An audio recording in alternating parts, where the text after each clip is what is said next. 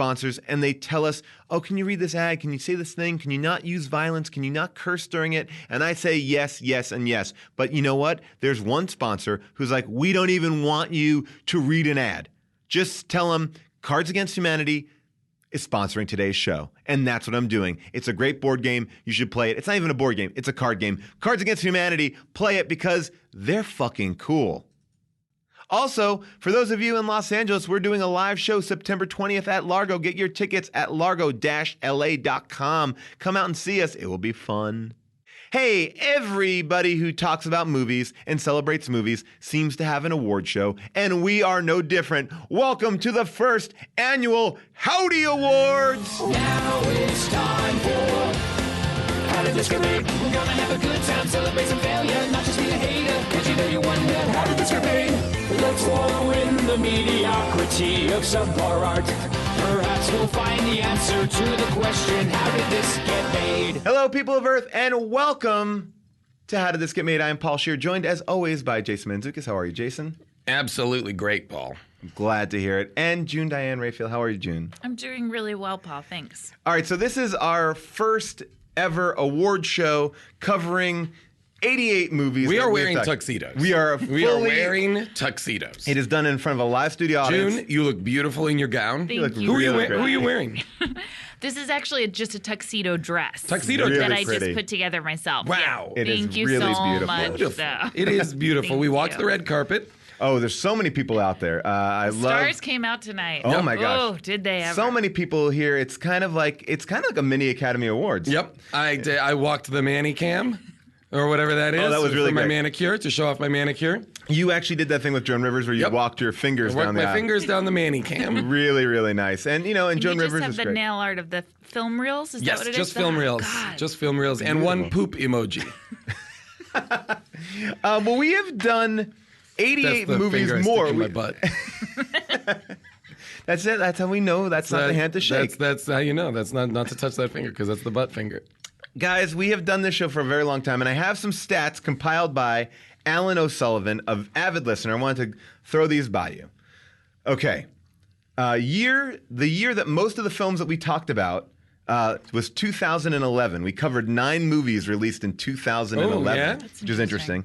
If you add up the time that we spent listening to the minis, the podcast, and watching the movies, you come up with 15,334 minutes, or 256 hours, or 10.7 days of Really? content. Yes, so if you were to do this entire show, it'd be 10.7 days. Which we have done. Yes. We have spent 10 days, 10 more days. than 10 days, if you count like all the ancillary stuff Yeah. that we've done around it, more than 10 days doing of our life has been doing this. I don't know if that's amazing or depressing. That's really upsetting to me. June, here, you can tell us this. All right, so this is the total cost to make all 88 movies that we have covered. Okay, so the total cost to make all these movies is $4,564,760. Oh, wait. 4 trillion. 4 trillion. 564,760,000,000. Yes. All right, so that's how much it costs to make, and then what is the box office of all The of box office is 9 trillion. Wow. Oh, interesting.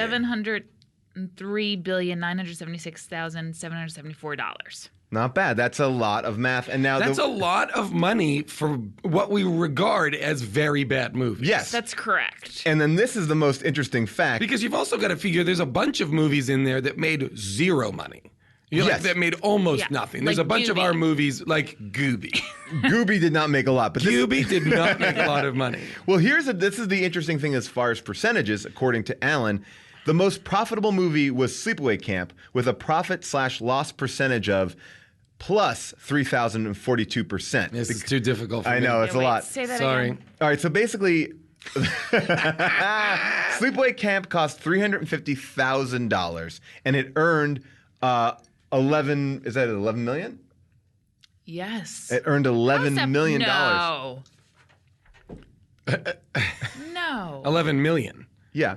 I think No, Sleepaway Camp could have made $11 million. Yeah, It was over- like, yeah. Didn't we talk about it being like successful It when was it came successful out? when it came out. Yeah. $11 million? That Over, was over time.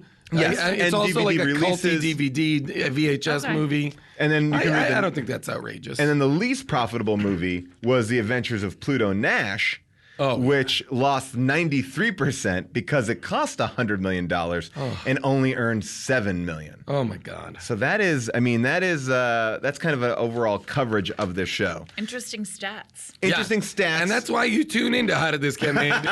for some hardcore for stats. Just like we're the Nate Silver of bad movie podcasts. We have predicted what every movie will make. All right, so this That's the future. That's why we're here to announce the future of How Did This Get Made. We're shifting Just more into a stats. statistical game. percentage loss ratios. We're gonna moneyball this show. We're gonna be we're gonna be the new Box Office Mojo, the new Deadline Hollywood. We'll be calling. We're coming for you guys. We're coming for you, Nikki Fink. All right, so this is a lot of the. Oh wait, people- she's not at Deadline Hollywood. not. She's at NikkiFink.com. Oh boy, oh boy. Oh my gosh. So Well, then we're fine with you, Nikki Fink. a lot of our listeners really chipped in on this. They've pulled clips, they've made montages, and here is one of my favorite montage clips. Somebody made a mega trailer. They've cut every movie that we've ever done into one giant trailer, taking clips from every trailer from every movie. What? Yes. So this is the super mega cut trailer done by Matt McGee. Hi, kids. It's me, Ronald McDonald, and I'm on the set of my very first motion picture ever. Once upon a time, in the year 2087, 239,000 miles from Earth, in the peaceful town of Cloverdale, He's the best con man a world-class arms dealer. and the world's greatest computer genius. He's the best friend a good time ever had. He's tough. You know you have an attitude problem. Yeah, but it's just a little one. She's tougher. I was born to be a vampire. She was the girl of his dreams. We don't have to have sex. Just give me your sperm. Way to go, Romeo! It was love at first sight. There's one small problem. Man's deepest fear has risen again. There's sure a lot of midgets around here. We're gonna need more holy water. Now, 3 strangers will travel to the mystical realm of Outworld. They're on the trail of a kidnapped princess and a mystical meteorite. It's incredible! This just went from Mission Impossible to Mission and freaking Sanity. They can't stop. You can't just wait here and wait sharks to rain down on us. They can't change course. I gotta take on my ass! And they can't. The captain is dead. Get off. What started out as love could end up in murder. I know who killed me. He was stabbed in the chest 38 times. That's gonna swell up. This summer, Watch your step. Did I blow up my car? Oh, did I fire bullets at myself? Hold your breath. These birds are contaminated. Hang on for dear life. The hockey team from hell. Get ready Charlie's run away with a snowman. for the battle. You ladies ready to play a little ultimate frisbee? no ropes can hold. When gymnastics and karate are fused, the combustion becomes an explosion. I'm magnetic! Warner Brothers is proud to present A film with the passion of Tennessee Williams. Where's my money, Danny? Jason Statham, You're gonna tell me exactly who's going on. Arnold Schwarzenegger. Cool party. Tommy Wiseau. I treat you like a princess, and you stab me in the back. Mike Myers, It's my time to shine! Jean-Claude Van Damme, Who does your hair? Siegfried or Roy? Sylvester Stallone. Matthew Broderick, Hey, baby, who's your daddy? Vanilla Ice, Drop that zero and get with the hero. Cindy Crawford, Patrick Swayze, LL Cool J, Hulk Hogan, Justin Guarini, Dennis Rodman, The Spice Girls, Sinbad, Zeus, And in the role of a lifetime, Nicolas Cage, Oh, no, not the beast! Not the beast! Ah! in the story of a man who got a second chance to be the world's coolest dad. This time, it's personal. Anybody seen Mac? Rated R. All right, so every episode of this show starts off with an intro line, a line that I say that kicks into the theme song. And a lot of times we are waiting to start the show because you are crafting your line. Oh, I sit here like a mathematician trying to put together. Show's all about math, guys. Show's all about math. You run a lot of numbers. Yeah. I took a lot of These costs. intro A lot of times we're like, Paul, we got to start the show, and you're like, I've got to crunch these numbers for this opening line. I realized how many times in putting together together these intro lines, I said like things like, it's as if blank shit on blank. Yes. There's a lot of that. So I tried to diversify it here with our best intro lines. Take it away. Best opening lines. The Last Airbender. It's like everything bad about Star Wars, the prequels, but none of the good stuff. And you combine that with like the acting style of iCarly, and then you mix that in with the sense of confusion that you get after blunt force trauma to the head. And that's kind of what you get when you watch Last Airbender. Battlefield Earth. I mean, we love crappy movies, and I don't think there is one crappier than Battlefield Earth. It's like if Star Wars farted on the Planet of the Apes, it would become this film. No Holds Barred. It's a story of one network TV president's desire to be the #1 network in television, and a shocking indictment of the glorification of violence in televised sports. We saw the thought-provoking No Holds Barred, so you know what that means. Roadhouse. You know a movie's good when in the first 3 minutes a woman is being kicked in the pussy. Yeah. Gymkata. Gymkata. Wow. It is like the Hunger Games meets The Room. Howard the Duck. It's the classic story of girl meets a duck from another planet, and they fall in love, save the world, and stop an interdimensional demon. Or as I like to call it, definitive proof that George Lucas had a raging coke habit in the 80s. So the winner, guys, what do you think? God. What do you think? A lot of solid intro lines. Category, a lot of competition. These are solid. These are some solid intro lines. Yeah, very good. Are we voting personally, or are we just picking a winner? Let's we could vote it around. I'll tell you what my favorite is. Yeah, go ahead. Mine is No Holds Barred because it did one of the switcheroos. You thought it was less direct. It talked about I don't know. I like No Holds Barred. That's my favorite. I am the Battlefield too. Earth. Also, Battlefield Earth, just kind of a real favorite, real personal fave. I'm outvoted. Battlefield Earth is the winner. So if you're wondering how these decisions are being made in terms of this award show, you've just seen it happen, guys. We don't believe here's what we're not. We're not bringing the results in a padlocked briefcase, handcuffed to somebody's wrist. Nothing secret. We're showing you how the sausage is made.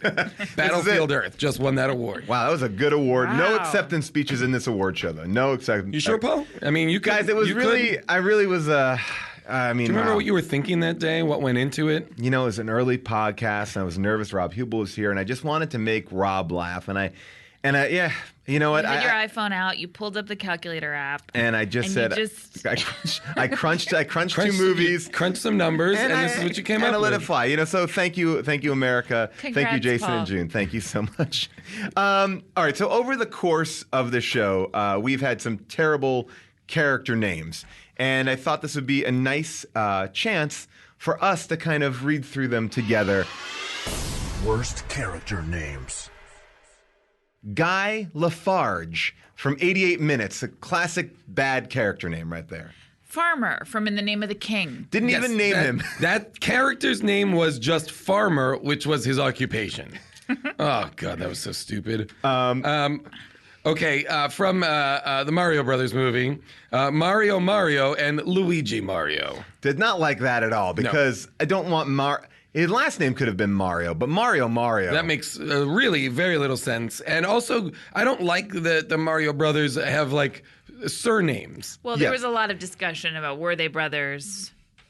And there's the jury is out. There's a lot of fervent people on message boards telling us that we're idiots because they clearly are brothers, even though they say they're not. Well, but I mean, there's not a planet in which Bob Hoskins, R.I.P., and John Leguizamo, Johnny Legs, are brothers. Of course not. So let's fucking call a spade a spade. Yeah, exactly.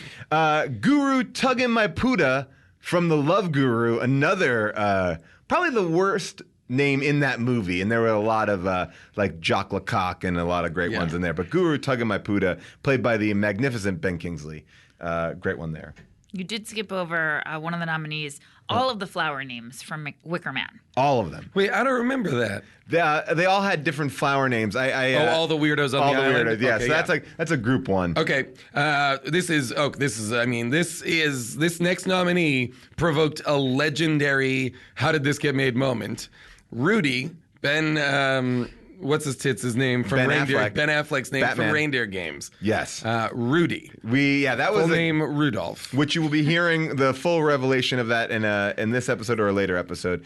And finally, Finn Shepard. Finn Shepard from Sharknado 1 and Sharknado 2.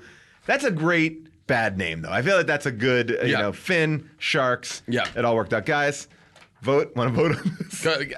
For me, it's Rudy. For me, it's Rudy. This is a name that is so integral to the movie and so integral to our understanding of it and such a moment in show lore. But I do think that would make Rudy one of the best character names. Interesting. To me, one of the wow. worst character names is Guy Lafarge. I think purely on, I think I'm going to agree with June. Purely on a terrible name, like someone typed that in, Control-Alt-Save. Yeah, that is, Guy Lafarge. Okay, Guy Lafarge is the winner. What a terrible movie that was. Oh my gosh. 88 Minutes is going to come up a lot. 88 Minutes, actually, in doing a lot of research for the show, was one of the fan faves. I got to tell you guys, as we're going over all this, and again, what a great night, just to recap. What a great night. The stars are all here. Stars are out. The stars are shining bright tonight. I have to tell you, though, I don't remember any of these movies. Like, I know you said there was 10 hours of our lives we spent watching this. Like, I can't tell you anything really. 10 hours, 10 days. 10 days. I don't remember anything about 10 88 days minutes. of your life. I don't remember anything about Wicker Man. Like, I have... The Bees? Completely. The Bees I have a memory of, but I couldn't tell you the plot of Wicker Man right now. I couldn't tell you the plot of... Let's watch it again. Do it again, and we'll do brand new podcasts. What Would it be different? That would be amazing if we watched. I will say this. I think we should rewatch one movie and see and do an episode about a movie and see what is different. That's interesting. That would be what we're interested by. I think that would be interesting. I would do that. Yeah, maybe we'll pick one. Listeners, what movie should we pick to redo on How Did This Get Made? There has been amazing guest interviews on this show. We've gotten some amazing people in, so much so that we just want to highlight some of our favorite moments from them. And here's our first batch of guest interviews. Best celebrity guest. From Skyline, director Liam O'Donnell explains the process of making the movie.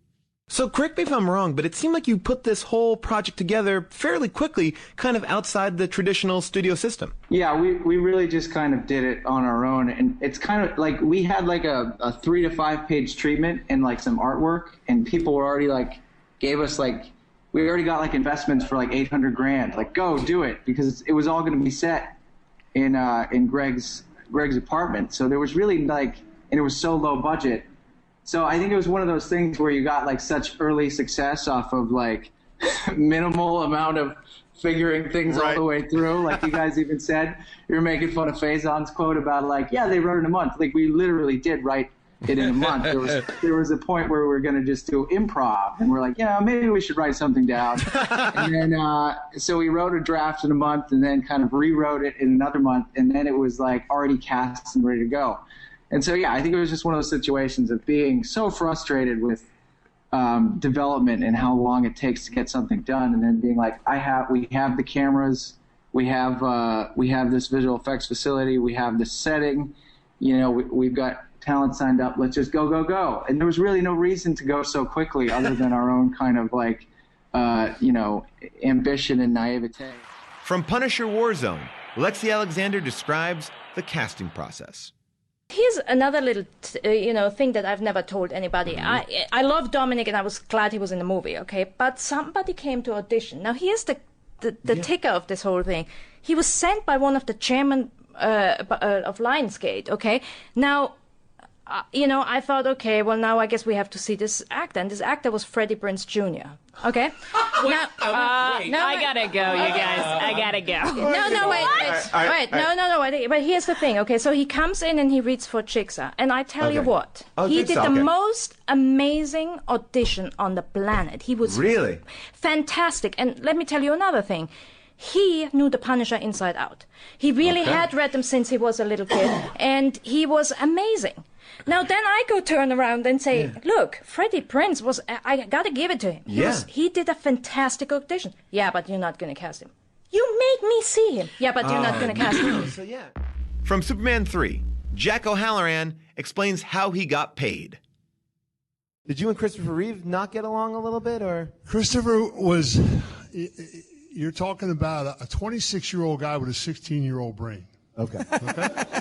Who had never done anything in the film industry before. The only thing he ever did was Love of Life. Right. And he carried a spear in a Katharine Hepburn play. That was his claim to fame. And he was a Juilliard graduate, and when he came on the set, he was 170 pounds soaking wet. So we grabbed they brought a coach in to build him up muscles and shit like that. And I said, you don't want to bulk him up really big. If you want to do this right, do a George Reeves. Get him up about 190 pounds with real good cuts. And when he puts a costume on, it'll look terrific. Because he wouldn't wear a plate. He wanted to be his body. Christopher Reeve, And he used to walk around like Superman. I mean, poor Mark McClure was such a nice young kid, And he's in his room playing his guitar one day. Hey, Chris, come on in, listen to my new song. You will talk to me as Superman. Oh, wow. And you are Jimmy Olsen. Oh, wow. Wow, man, the poor kid got the tears, right? So at which point you have to say, well, I'm going to kick Superman's ass. Well, you're none. I'll tell you what happened. Yeah. We used to go in town. A dear friend of mine owned a restaurant called San Lorenzo on Beach and Place, Italian guy from Italy, and a great restaurant. And I used to take the whole cast in there and got everybody in the habit of eating. Could I do favors, bring people? So we're in. I get a phone call one night, and Lorenzo, the owner, says to me, Jack, how well do you know Christopher Reeve? I said, I just work with him. Why? Well, he's in here talking about you and being a gangster and your father and all this stuff from New York. And I said, what did you say? He said, well, he's telling all these people that, boy, what a gangster this guy is and everything else. And I said, really? So I now go to work the next day, and I'm a little bit perturbed. And I'm waiting for him. And I said, and Richard Donner said, what's the matter, Jack? And I said, nothing. I just would like to have a word with Chris when he comes in. Is everything okay? I said, no problem. So he comes to work, and I said, hey, Chris, come here, I want to talk to you. And I took him into a dressing room, and I said, how well do you know me, young man? He said, well, I just, what people. I said, let me tell you something. If I ever hear you mention my name outside of this studio or anywhere else without saying Mr. first, I'm going to rip your head off and piss down your throat. All right. And if I ever hear you talk about my family or anything from my past that you have no idea what you're talking about, you won't finish this picture. Okay. So he got very kind of sheepish and scared, and he slunk out of the room, and I followed him out. Once he got outside and there was a crowd, he all of a sudden got bravado. You can't talk to me that way. I said, what did you just say? Who do you think you are? And I grabbed him and I picked him up off the ground by his throat, and I had just put him against the wall, and I was just about to kick the shit out of him, man. And Richard Donner grabbed my arm, and he said, not in the face, Jack. Not in the face. So I dropped him on the floor and I almost wet myself laughing. Here's Dick Donner shaking like a leaf. Oh, my God, we're stuck for a month. From Badass, Danny Trejo talks about the most intimidating actor he's ever worked with. Benny Urquidez, who is 5-time champ kickboxer, right? Benny the Jet, they used to call him. Benny Urquidez was John Sensei, who people don't know this because there's people in Hollywood. Everybody always asks me who would be the toughest guy. You know what I mean? you don't know some of the tough guys in Hollywood. You know, it's like you got to look at people's. There's people that think they're tough, but they just don't have that little thing in their eye. You know, that little thing in their eye. John Cusack has it. Okay, I'm gonna tell you something. People don't realize this. You just look at him and you're just not sure. You just think this guy would go kill the guy that dry cleans my clothes. You know, it has a little something. John Cusack. Honest to God, and he's bad. He can fight. He can. If you ever watch him, if you ever watch Benny Urquidez train him. I mean, I've watched him kick a bag and you just hear ribs breaking. You know? Yeah. Wow. And then George Clooney, same thing. George Clooney's got that little. He's got that little. That little laugh, but it's like just a little off center, right? And then the other guy I always forget his name. He's kind of a Texas guy. Billy Bob? No. Yeah, Billy Bob's just crazy. What about, does Nick Cage fall into? We talk about Nick Cage a lot on it. Nick Cage is a good dude. But he's just. He was kind of like he can go crazy, but it's more manufactured. Yeah, it's more. I'll hurt this guy. Who's that guy on the plane that beat up the bathroom? He got they made him turn off his Game Boy. Like he turned off his Game Boy. He had been playing Game Boy, shut it off, and he wouldn't shut it off, so he went in the bathroom and beat it up. Okay, well, that guy, okay, I'll go beat up, but you're worried about the guy that would grab the stewardess. The stewardess. I'll turn it off your shit. That's the guy you're just not sure of. Absolutely. So beat up all the bathrooms you want. I love it. Clooney and Cusack. No, really, I'm serious. I buy it. It's like, just look. If you're ever talking to him, just look at him in the eye, and it's like you just get this little. I'm not sure about you, but I'm gonna watch my back when you're. That's amazing. From Crocodile Dundee 3, Matt Berry talks about Paul Hogan's script notes. So we're saying this, and the whole thing is building towards a wedding. He's actually going to make an honest woman of Sue. That's the name of the character, of Linda's character, I think. And so he says, what about something where, he says, I think the teacher's probably got the hots for me, or something like that, likes my, charm. We're like, all right, fine. So we do that. He tells us basically to write a woman hitting on him. Sure. So we're like, okay, fine. So we do that. And we do that. And we'd actually said, well, someone should hit on you, but let's do it at the gay bar. And you're not aware that he's hitting on you at all. Really and you're funny, just getting He's along like, great. no way. Yeah. Again, this is whatever. This is however long was the movie out? 15 years ago? Sure. I mean, this is what sounds old, kind of old stale jokes now, was at least slightly fresh back then. Yeah. 11 years ago, it was good. It was right. So anyway, so he didn't want to do that, but he wanted the teacher to hit on him. So we're like, fine, the teacher. So we write that scene, and then we take long silkwood showers after it. But whatever, we write the scene.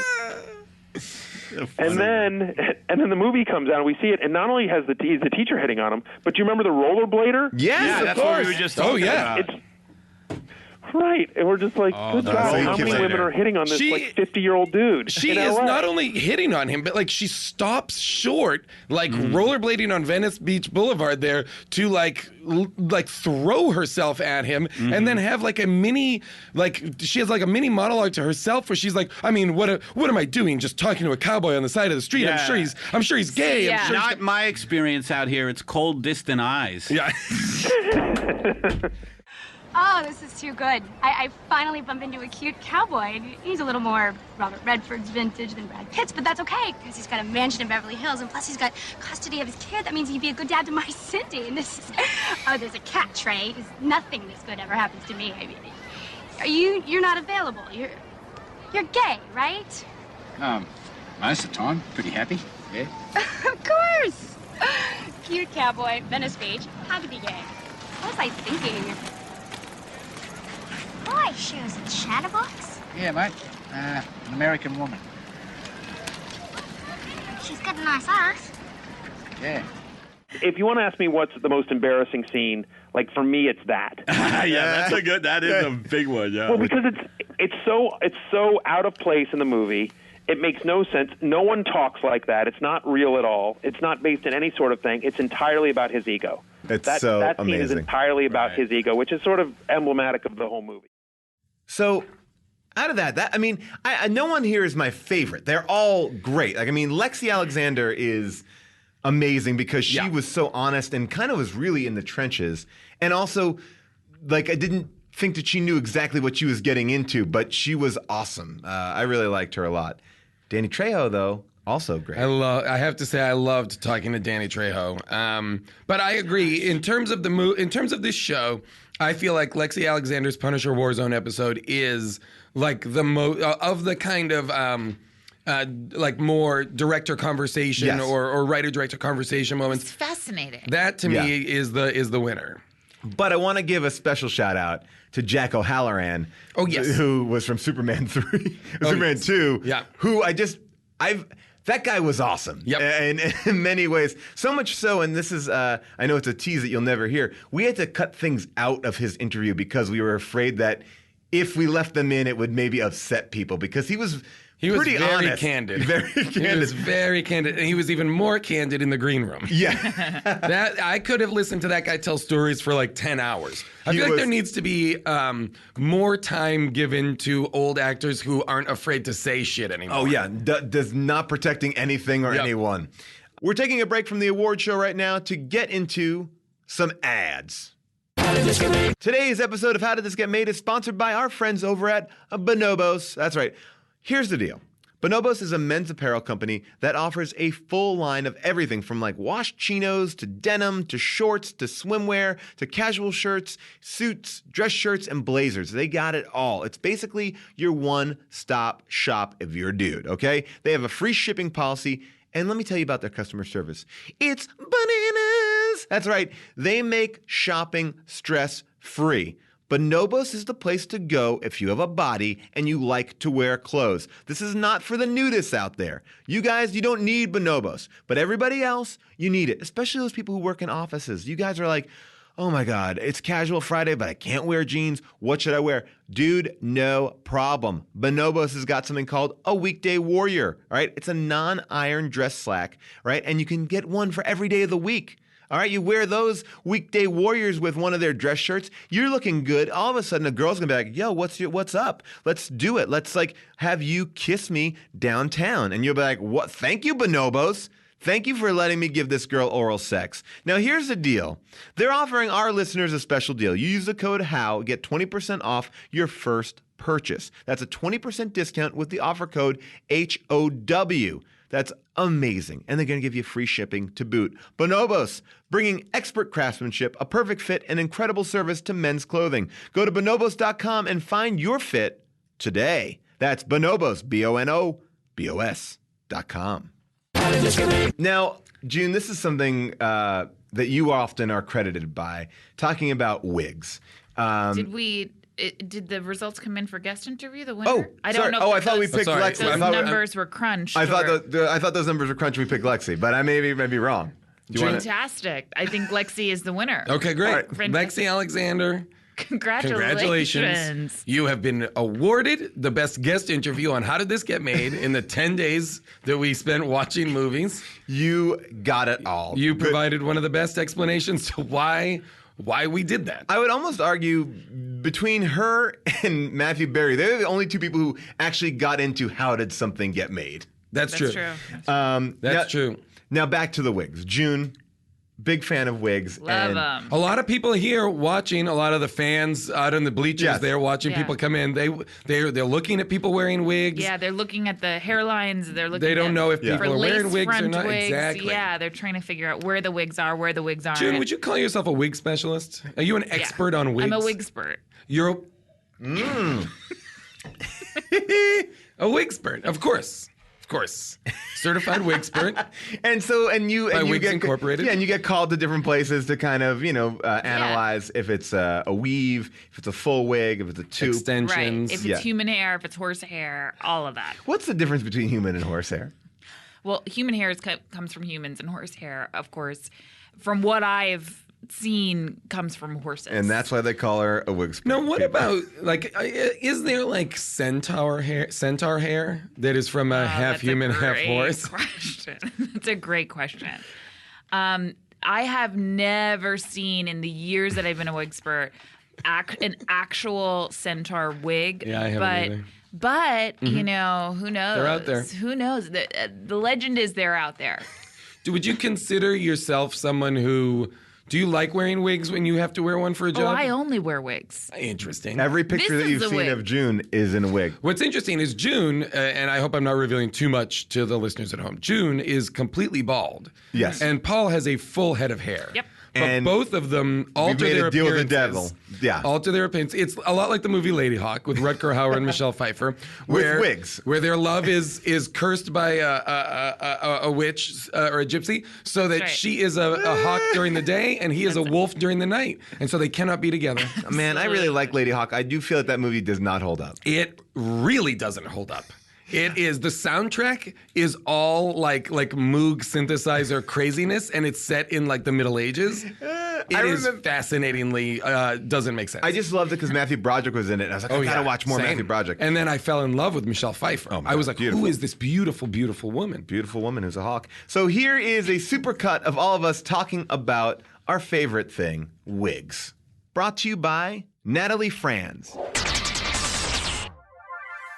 Welcome back to Wig Talk with June Diane Raphael. This without is a doubt. wiggy movie. Well, Nicolas Cage in this movie, his wig is wearing a wig in this movie. God. Like, I don't even know what's going on with Glasses are wearing glasses and wigs. Nicole Kidman's wearing a wig too.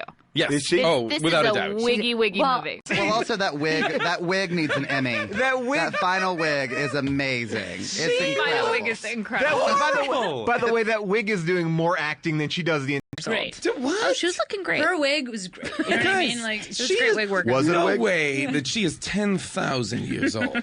They told Christina Aguilera that she could wear a wig when she was wearing a wig the whole movie. Yeah. Do you know what I mean? It was a real wiggy movie.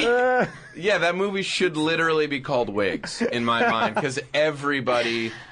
Kristen Bell's is wearing a wig, right? Yeah. I think so, yeah. Cher is wearing a face wig and a body wig and a hair wig. And Aguilera's wearing that awful wig throughout like the movie. Yellow wig. Yeah. I'd like to talk about, I know we touched on the final wig, which was the best wig. The best and the wig best of look. them all. It was wonderful. The best look of them all. That web. It was just a It web. was unbelievable. But I thought the rest of the wigs in the movie were the wiggiest God looking wigs. awful. It was wigs on wigs on terrible. wigs. Yeah. I thought he was going bald the entire time, and it was like he was wearing a wig. But I was like, oh no, I think that's just him wearing like an actual, like a wig. And I'm sure it's out there and it exists, but this is a stellar entry in the crazy Nick Cage hair canon. Oh my god. You know what I mean? Yeah. Like his hair, it's long and blonde, but it starts in the middle of his skull. His forehead is like 8 solid inches back. It is the craziest wig. Oh, there needs to be an examination of all his different hairs. Do you think any part of your fixation with him has to do with his unusual hairline? It's because I very think possible. he has one of the more Very unusual possible. hairlines in moviedom. Like it's a kind of a that was a wig, Frankenstein's. though. Yeah, but like any movie you've ever. No, that's his natural. But that's somebody's job to make a wig look good. I mean, you can't just like chalk it up. The look on June's face for the line, that was a wig, though, was Come on, Carmen. priceless. That was a wig, though. Sweetheart, that was a wig. His whatever's going on under the wig is being replicated by I the see what wig. you're saying.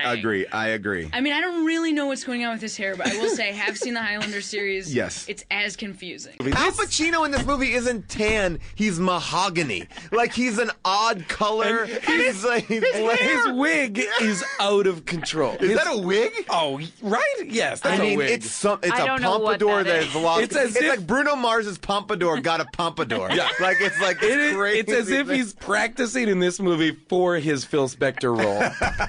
It is huge. It does add inches. Like it's different hair and a different color. What was a different wig? Different wig. Right. It's a different wig. He's got old man teeth. Yeah. And he's got this His wig. hair changes in the middle of it. He's got different wigs. Those are wigs. Those are all crazy. All of his wigs. wigs get he has like really like close cropped hair for the beginning of the movie, and then it's like wild Pacino hair. He gave himself a hair consultation. She's not good. But her wig is okay. Her wig. You shouldn't be doing robots and wigs. I will say it could be worth a breeze for some fun with wigs. The hair in general. We just talked about Burt Reynolds, but throughout, it's the wigs really are pretty amazing. I got one last thing. I can't believe we did not discuss wigs, because it's clearly set up in the photo shoot that she has no hair. And so that whole red hair that she's got, like, there's no way she could have that short blonde haircut with red hair crammed under it. So the whole movie, she's wearing a wig, and it gets wet, and she sleeps in it, and she gets in fights, and flies through the air. Well, and she's got that jaunty cap as well. She's got a jaunty cap for half of the movie. A newsy cap. Yeah. But I thought, that's funny you say that, because I thought that she and Bobo Stalker Channing had the same hairdo. So I wonder if they were just all like Maybe it's a wig wigs. killing. But the Cleopatra wig, which was like a Rick James wig, like it was just awful. The and the fact that there was these awful wigs on like no physical transformation whatsoever. So None. I think that his hairline is. I don't think it may be a wig. I think it is kind of. Guys, it's definitely a wig. Listen, that could be a wig or not. I mean, but like, you think you could grow that length? Yeah, I and think he grew thickness that of out. hair? No, not in thickness. And Curly. he wears a wig sometimes. Sometimes his head is shaved completely that was bald. weird. Wait, he wears a wig sometimes? Yeah, he wore a wig. Remember he walked in, he wore that wig? There's a scene where he's wearing Oh, yeah. No! He never wears a wig. Oh, he comes in, she goes, take that wig off. And he's like, all right. What? And he takes off his wigs. If you're a working Hollywood wig artist and have worked with Nicolas Cage, Christopher Lambert, or John anybody else, Travolta, But I please do see call what us. you're saying, which is that the wig is following and mimicking a hairline that's already there. But it's just pretty shocking. Right. It's pretty straight across shocking in stuff. a way that hair, doesn't ever grow. I gotta say, I'm shouting out the supercuts. Yeah, the supercuts. Sorry, the place that cuts my hair. Wow. It's I on use- Fairfax. They're great. Sorry, I'm bro. in and out in like 10 minutes. You should go to Sport Clips, man. Oh, Sport Clips? Yeah, Sport Get Clips. Get the VIP treatment. Gotta find your Y chromosome, bro. Get a beer and get a cut. Watch sports on 12 screens. We have to be Sports careful. cuts. They will be sponsors within a matter of months. Very rarely, and I think we should do this more, we have a chance to kind of act out scenes from movies. Yes. And some people may not know, we are professional actors. Oh, yeah. We get paid to act. So when we bring it here, we're giving you a treat. Most people have to pay us a lot of money. Yeah. We're doing this for free. We do this you for guys. free. You guys get in your inbox Hollywood actors acting out Hollywood screenplays. And you're getting great people. And in this next category, you're going to hear some great people like Casey Wilson, Natasha Leggero, in addition to us reading some great stuff. So here is the category of acting out. Acting out the best performance. From Sharknado, June reads Nova's monologue. So he flies as close as possible to the Sharknado, and they start. But now, June, do you want to do your performance? Because this is where this scene happens. I'd love to if it's time. Okay, It's definitely so they don't know each other. Is this Ian Ziering's real son, by the way? I think I read that. Oh, that would be amazing. I'm going to take a look right now. So they don't know each other. They're just getting to know each other, and wish we had some she's music basically underscore like, this. they're comparing scars right beforehand. They're comparing scars. She has a scarred up leg. She doesn't want to talk about that. And we've scarred up leg. seen that earlier. Yep, and he's got a scarred up chest or something from something, and he tells her his story of how he got a scar, and then she says this. I was raised by my. Okay, she's got like an East Coast accent. You're right? going to do the accent, Okay. too. I'm gonna try, babe. I love it. Do you need to warm up time? Do you want me to talk to you in No, a Boston I'm good. accent? No, it was like more like New York. I was raised by my grandparents. When I was 7, my grandpa took me fishing on one of those day charter deals with his friends. That was a good one. We wound up hitting into a reef and the boat went down. My grandfather took me and put me inside this little life raft for safety. Everyone else was just kind of swimming around trying to stay up, and suddenly all these sharks just started swarming. And then they tried to protect me, but by morning... This is good. Stay with it. Stay with it. By morning, they were all gone. So Meaning the people, not the sharks. I was confused about that. This is the craziest line. So I floated out there for 2 days until those Coast Guard helicopters finally spotted me. I thought I was safe, but suddenly this shark just leapt up and bit my leg. 6 people went into the water, and 1 little girl came out. The sharks took the rest. They took my grandfather. That's why I really hate sharks. From The Tourist, Natasha Leggero and Paul Scheer reenact a scene.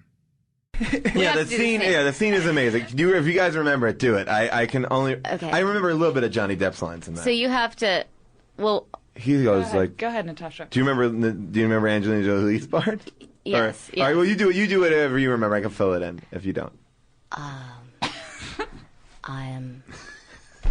You are. What does she say? He's down to earth? He goes like this. He goes, yeah, the greatest compliment people give in my country is you are down to earth. And like that's the highest compliment. And then... Oh, and then he tells her she's the least down to earth. Yes. Yes. And he goes, he sees her on the balcony. He's like, you are the least down to earth person I've ever met. Go to bed, Frank. Is that what she says? Yeah. And then she kisses him. And she kisses him really hard on the lips. From Old Dogs, Casey Wilson and Paul Scheer reenact the scene when John Travolta finds out about his dead dog. They come back because they screw up their meeting in Japan, and John Travolta comes home to get his dog.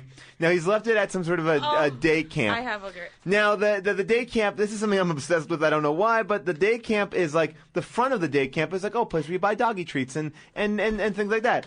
And so he pops open the door to like the storefront and is like, hey, Bucci, where's my Bucci? And like, it's a really good Travolta. Can I say what the woman says to him? Yes, please. I'm sorry, in a Long Island accent with the Wait a flattest second. Will you guys just? Can we back up a second? Yes. Will you guys just do this scene? Yes. Okay. Okay. I'm just gonna say I'm working behind the desk. I've been watching John Travolta's dog at a pet hotel. Action. Hey, Bucci, where's my Bucci?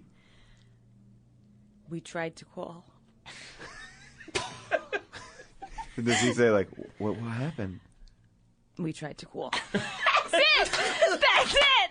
The dog is dead. The dog is dead. Oh my God, guys! There's Old dogs die. Old dogs. A scene from the movie 88 Minutes. This is a segment called Say What?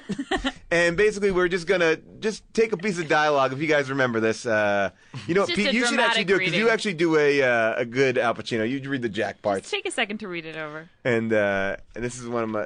I'll be reading Shelley. All right, here we go. Shelley, there's been a break in my place. In my most secure area.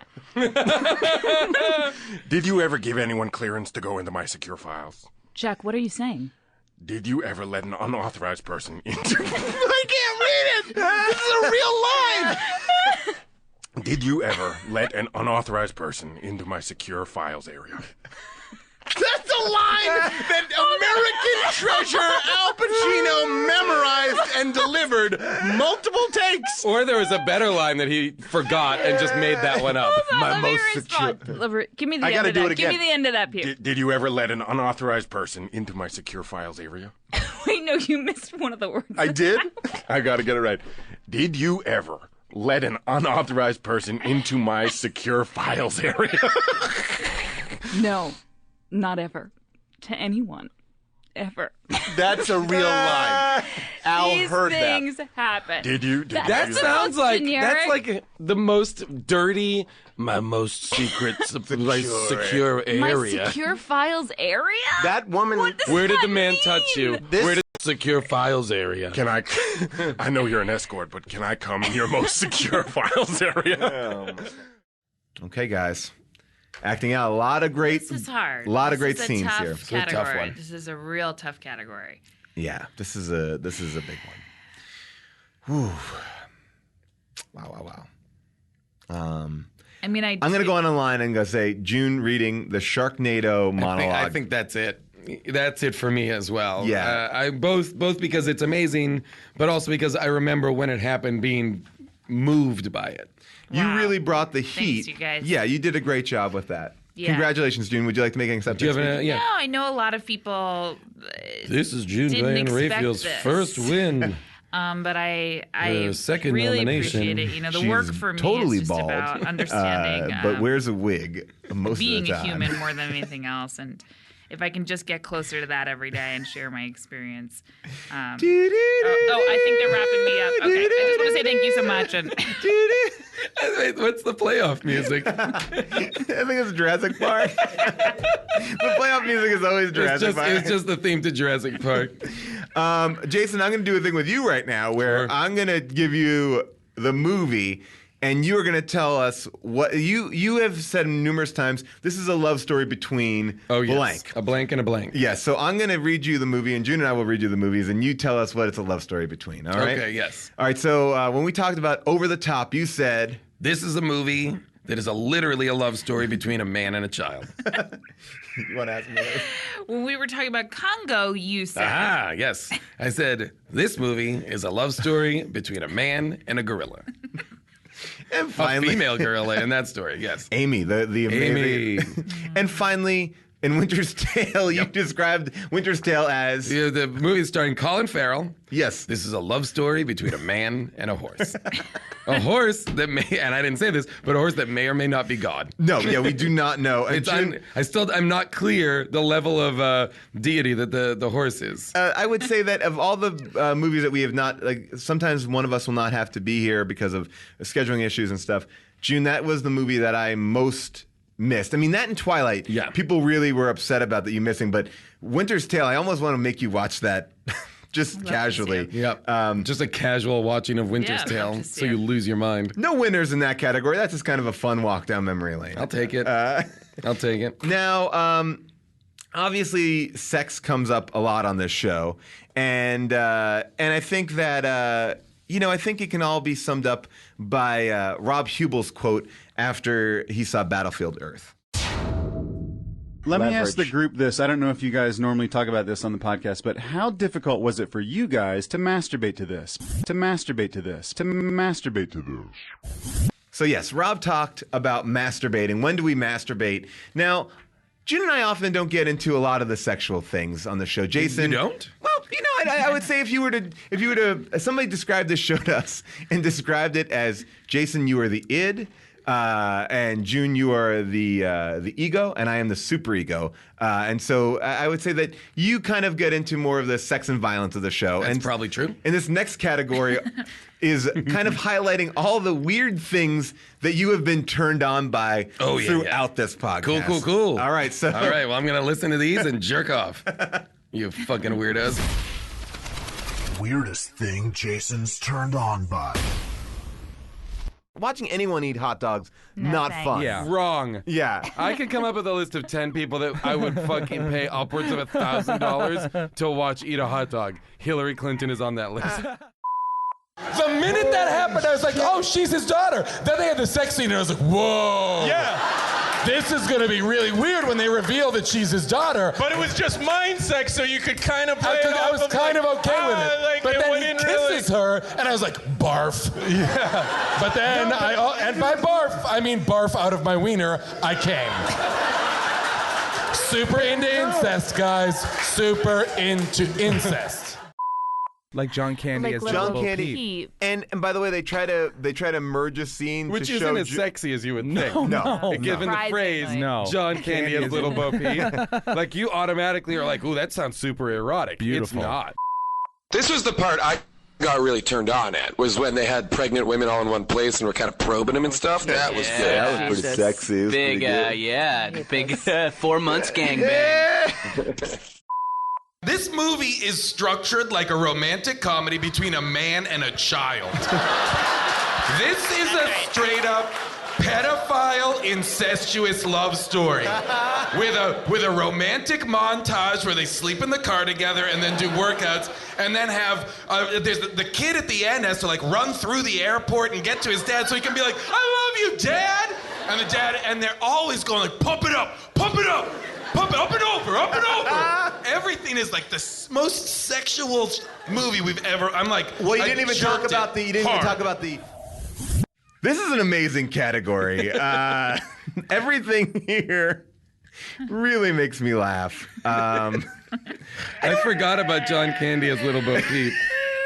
I forgot about a lot of these. Wait, I'm sorry. What's father-daughter fooling around? Then he kisses her, and I was like, barf, but by barf, I mean barf out of my wiener I came. What's that? What movie is that? What is that? I forget. I don't know. It's just written on the page, but I don't know what it was. I forget. Well, the audience is like freaking out right now. They're like, how do you not know this? I'm going to say, to me, the image that sticks out. Wait. Yes. I bet it's Demolition Man. What's future? Yes. That's Demolition Judge Man. Dredd? Judge Dredd? No, it's Demolition Man because it's Sandra Bullock and... Is that Demolition Man or Judge Dredd? Judge Dredd is the other one. Okay, sorry. Yes. I bet it's that. Father-daughter fooling around. That was a love story between a man and his daughter. It was. That's correct. To me, I'm going to say Hillary Clinton eating a hot dog is the most visual thing. I'm also fascinated because you were legitimately serious that you were turned on by Hillary Clinton. Yeah. I would watch that. I would, especially if I got to cook the hot dog. If it wasn't like, I don't want it to be like a Nathan's that she and I just go and buy together and then I watch her eat it in like the store. I want her to like sit in my backyard and eat a hot dog with me. Now, June, based on that response, do you have a vote? Because we need to make a judgment. This is a really tough category. I agree. I know there were a lot of different. EW, I think, had been rooting for John Candy as Little Bo Peep. Yep. I think for me, it's father-daughter fooling around from Demolition Man. I think that's the weirdest thing. And finish it out, he kisses her, and I was like... then he kisses her, and I was like, barf, but barf. Then he kisses her, and I was like, barf, but by barf, I mean barf out of my wiener I came. You should start saying it's more. It's so interesting to see on paper, like with punctuation, something that I just said. Now, you're not the only person who gets turned on by things. Our Chelsea Peretti, when we talked about the movie Sucker Punch, really had a thing for Oscar Isaac. And as we now see, Oscar Isaac has kind of risen to a lot of prominence. Oh, my God. And that sexual fascination has really paid off. So listen to Chelsea talk about Oscar Isaac. This is an honorable mention. His performance is bonkers. His endgame was... His mustache is insane. It was a great job. Are you into this guy? What's the story? I feel like you're into this guy. I think he did a great job. Do you know him? No. Are you dating this guy? Nope. I loved it when he was humming, walking around, going. Oh yeah, he was really chewing the scenery. He was good, man. But I'm sorry. Stop that. I thought at he had the a crazy, very creepy end, mustache. Really? He had That's a your pedophile guy. mustache. That's your guy. Pedophile mustache, rapey, wearing He was like a good ugly actor. dinner jackets. He delivered a solid performance. He really did, and no one can deny that. Well, Right? I feel like if we went to your house right now, your computer's history is just all that guy. Seriously, you guys, honestly, if you had to vote on him, like, he was one of the best performances in the movie. By the way, we've already seen a major character sacrifice herself. Yeah, it's like minutes that was before. minutes Who? before The Rocket sister. for Sweet Pea. What are you When talking Rocket, about? you only watched. Oh, the first- right. Yeah. Why do I Rocket feel took like the when train. Baby Doll wasn't on the screen, Yeah, you I were checked checking your out. phone? When Baby You Doll. were Googling that guy. Baby Doll or Blue was Blue not on and the Baby screen. Doll. If it had just, honestly, seriously, if it had just been Blue and Baby Doll and he just was repeatedly molesting her, I would have been in Happy as a heaven. clown. You just would have been like jerking it the whole movie. To the entire film. Oh my goch, I'm looking at what this guy did here. What else? He was in Che Guevara. I IMDb'd Yes. him, I'll be honest. He was in some Oscar Isaac. What is happening? Oscar Isaac. Guess what year he was born? Want to know what year Oscar Isaac was born? 82. 1980. Whoa! Weird that we both said that. Congrats, Chelsea. We want to reward her because she was so on the ball with picking Oscar Isaac. So Chelsea will give a little acceptance speech here. I accept this award with a great feeling of lightness and happiness and knowing that I was right and I had the correct take on this gifted and talented actor, Mr. Blue, or whatever he was called in that movie. I forget the name of it. But what an honor, and may his career continue to flourish, his tan and his dark hair and intensity that he approaches his craft with in a time in which many actors don't. You know, I applaud him. I applauded him then. I applaud him now, and it feels great to be right. There's been it a was lot. nice of Chelsea to come by the way. That And was lovely accept it. for And Chelsea. She looked beautiful She looked tonight. great. What a lovely outfit. in a Marc Jacobs gown and tuxedo gown. And you can catch her all the time on Brooklyn Nine-Nine. She's so great. New stand-up special on Netflix. We love Chelsea. Chelsea should come back. She's a person that people have asked to come back a lot. But she keeps saying no. Yeah, she won't do it. She won't do it. She says she's had enough. She's had her own podcast. She's moved on. Yep. Now, there's been a lot of theories on this show. Theories that, June, you have held very true. Things that we never would have predicted, things that we never would have thought of, things that sometimes don't even make sense. So this is a category dedicated to you, June, about your next level bonkers theories. Again, picked by the fans. Best next level bonkers theory. How did the candle get blown out from After Earth? When we cut back to him, he's having these flashbacks of his daughter, his 19-year-old daughter. And as he's like coming in and out of them, he keeps on saying, no, no, no. Oh, yeah.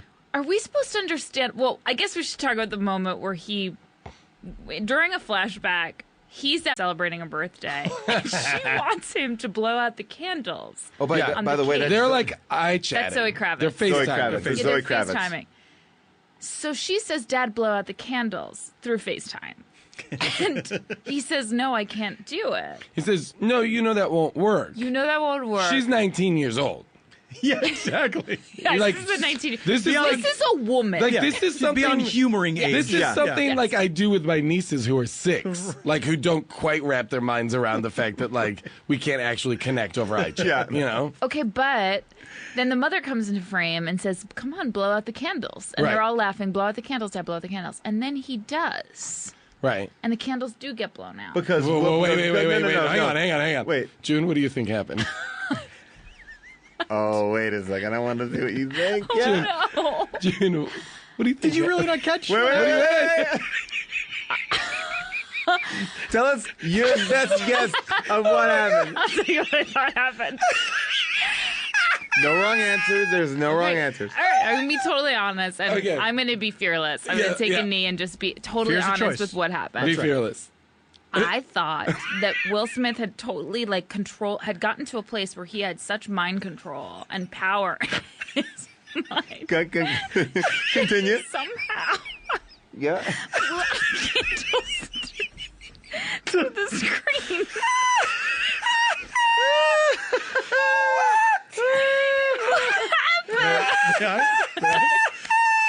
What happened was, after the candles were blown out, Oh my god. a second later, his son Came into frame. Came into frame. He blew out the His son was behind the camera. His son was behind the camera. That was the joke. And then he came around. I didn't get it. Oh my god. Okay, Oh my I'm God. telling you, I didn't see that. Oh my promise God. you, I did not see that the sun came in from behind. No. I swear, all I saw was Oh that my the God. sun appeared. Yeah, because he'd been off camera blowing out the candles. Okay, can we just now this That was unclear, is what you just said? to 1 out of 4 moviegoers, it was unclear. It's unclear. How was the robot fueled in Judge Dredd? Well, June, I didn't want to cut you off, but June, you said that you want to talk about where Rob Schneider was hiding, because this is pretty great. Well, I think before he goes into the apartment, I'm not sure, Rob Schneider sees this little robot walk by. Eat recycled food. It's great for the environment, good for you. Okay for you. Okay for you. Yeah. Coors. I was just gonna say, but is that the robot is not sponsored by anybody, right? Oh, just Coors Light. No, Coors, regular Coors. Regular.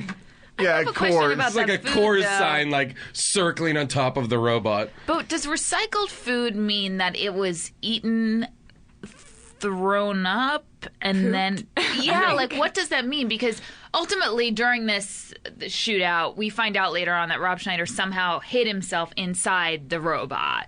And Seems Stallone to be covered in spaghetti. He's covered in spaghetti, and he's eating that spaghetti. So I don't understand what that spaghetti was.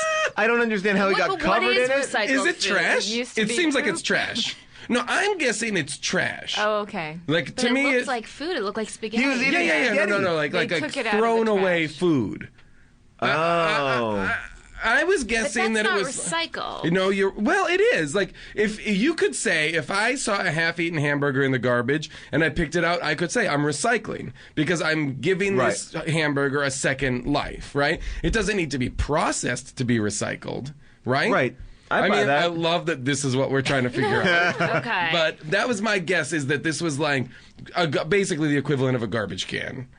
Yeah, he was. I don't know. I really don't know that. Well, because here's the thing. Now I'm almost thinking that, he has all this food like sort of in his mouth and all these spaghetti strands all around him. Now what I'm thinking is because later on there's such a big deal out of him being able to, of Rob Schneider being able to rewire a thing, that he was actually moving that robot with those spaghetti strands. Okay. Like those were the innards. No. Wait a minute. You are overthinking this. Let's let her figure this out. June, wait a second. Those were sort of the inner workings of that machine, and so he wasn't just sitting there eating. He was actually trying to work that robot so that it. So the robot is run on the food that it itself. That's correct. Okay, it's a self-sustaining. So this robot is powered by spaghetti. Yes. And Rob Schneider was manipulating the spaghetti. Yeah. What we know about Rob Schneider, and June, you have now posited one of the most insane theories in all of How Did This Get Made history.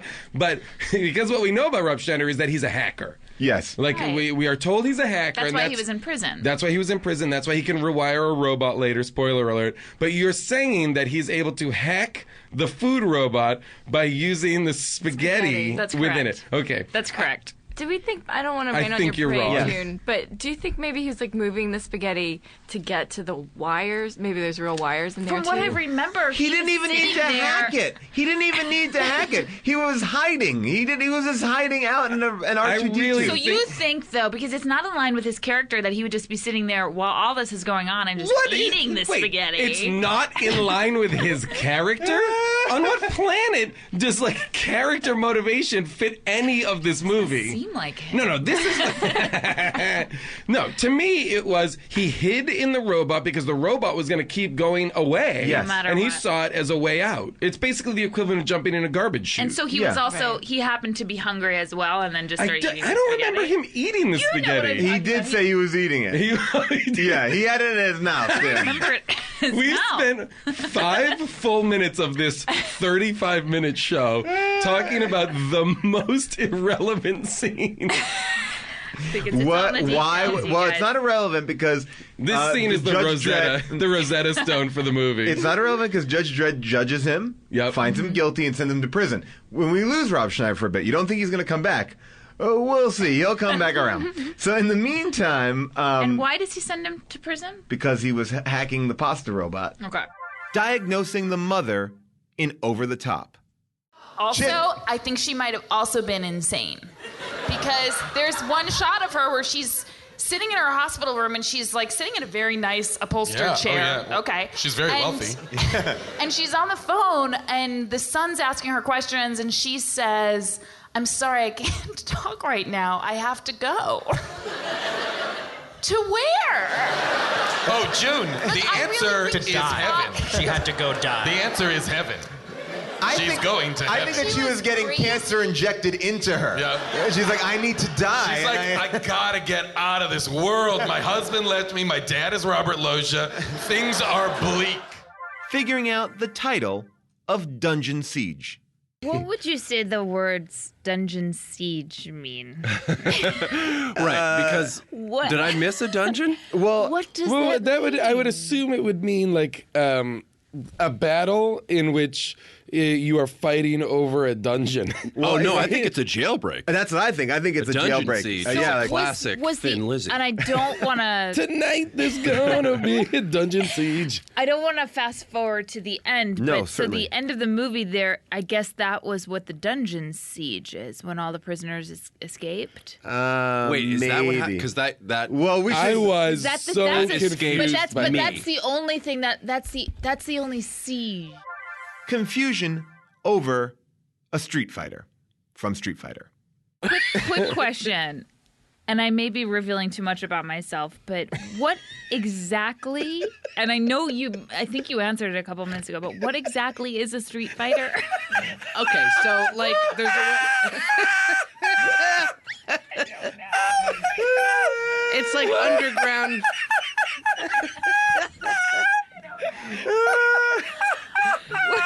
It's like underground fighting. Is a street fighter. Like, did you ever see Bloodsport? That's like a legitimate sort of underground fighting. Van Damme was also in that. It's like Fight Club, but like it's like Fight Club, There's right? an underground fighting It's ring. like it's like dog fighting with humans. So when Where they're in the people bet on- cage, yeah. that is street fighting. When they're in the cage. Yeah, I mean, I guess It could you be call on the it street, cage though. fighting, but I mean, you know. yeah, street fighting is like sort of like what? Remember when we saw the Mike Tyson show? He said that he would do street fighting. Like he would beat up like 30-year-old men in the street, like and people would pay him money. Great. So was the woman, the Asian woman, Chun-Li? Chun-Li. Now, is she a street fighter? I guess I just want to get a real In handle the on video game, they're all is- street fighters. Right. But Well, the video game, how you would is- argue that there's no other plot besides the fact that you pick a character and then you fight with them, and then Well, that's, except that there is an expanded universe. I mean, there are cartoons of this and Okay. stuff that's come out over the years. So I actually looked up Shadaloo, and it's not a country in the game. It's Bison's organization. Oh, is okay. Shadaloo. So I don't know why they called it the country Shadaloo. Oh, okay. So this is just more of a. So that's his. That's his evil. So thing. basically, what it is I mean, the game is a fighting game, and they just populate it with all of these characters who have different fighting styles. You know, so there Like are Mortal there is Kombat was like that too. There's a boxer. There's kung fu guys. There's a ninja. Like there's Chun Li used to do a cool thing with I her guess leg. here's or my blah, blah, blah, problem. blah. She had a speed kick. Yeah. John, here's my problem with it, though. Those types of fighting, though, would they normally be found on the street? No, see, this is what I'm not understanding. Well, in the game, most of the locations are outdoors. Some of them are streets. Yeah. June's belief that ducks evolved into humans. Later on, we learn that like ducks are in the process of evolving to humans, right? No, not evolved. They've already evolved. No, they're oh, wait a second. Hang on. Wait, you think that ducks are going to become human beings? Hey, are you? No, the ducks. No. Do you think that this is a stop in the evolution that is eventually going to lead towards humans? Well, yeah, it goes from duck to gorilla to us. Well, didn't Wait a Tim minute, Robbins what? say that we came from apes? Right, monkeys. and they came from ducks. But they're advanced ducks. Right, but eventually they'll look like us? No! No, they're on their own planet, and there's no humans Wait. on that planet. Wait. You get How long do you think until that turns into us? I don't know. Because they already have. They still already look have like everything. ducks, I know that. But they are at the eventually- same evolutionary step that we are. Right? They're just ducks. like Chris was saying, like we have evolved. They are just human ducks now. So evolution. Oh my God. So we're off to immediately down the rabbit hole of insanity. I love this. Well, that's the thing is that there's another planet that could be advanced ducks. Get it? Right. Well, but it's another planet. But here's where I'm confused. But fine, but when I look at her, I see human breasts. No, you don't. You don't. I assure you, you don't. You see duck breasts. You see some sweet, sweet duck titties. I guess what they're hypothesizing is as they became upright, their boobs came in? I don't know. That you are right. The human boobs are tricky. And later on, Well, Tim Robbins says the evolutionary chart is basically from duck to duck? upright duck with arms, not wings. Like Cro-Magnon duck, blah blah blah. They have all the evolutionary right, steps. and my question is, when will they be us?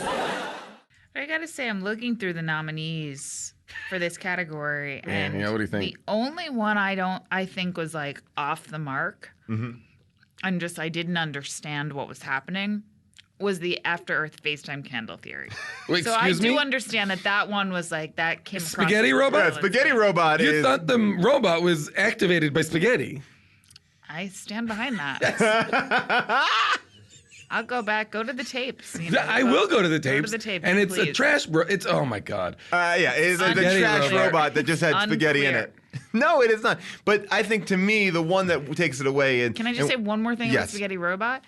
It looked as though we can all head back to the And tapes film that is a are visual old. medium. Yeah. Yes, it looked as though we were seeing the innards of that robot, and Yes. the innards were spaghetti. No, what you're The seeing was wires the and innards the- of a trash robot filled with trash. Right, but the spaghetti was No, operating. it wasn't. The, okay. I promise you, it was not operating anything. The fine. robot had absolutely nothing to do with the spaghetti No, not at other all. than disposing Well, of it someplace all else. of the other nominees, they're completely sound. The only one that I Ducks evolve into human beings in Howard the Duck. Do you want to talk about that one?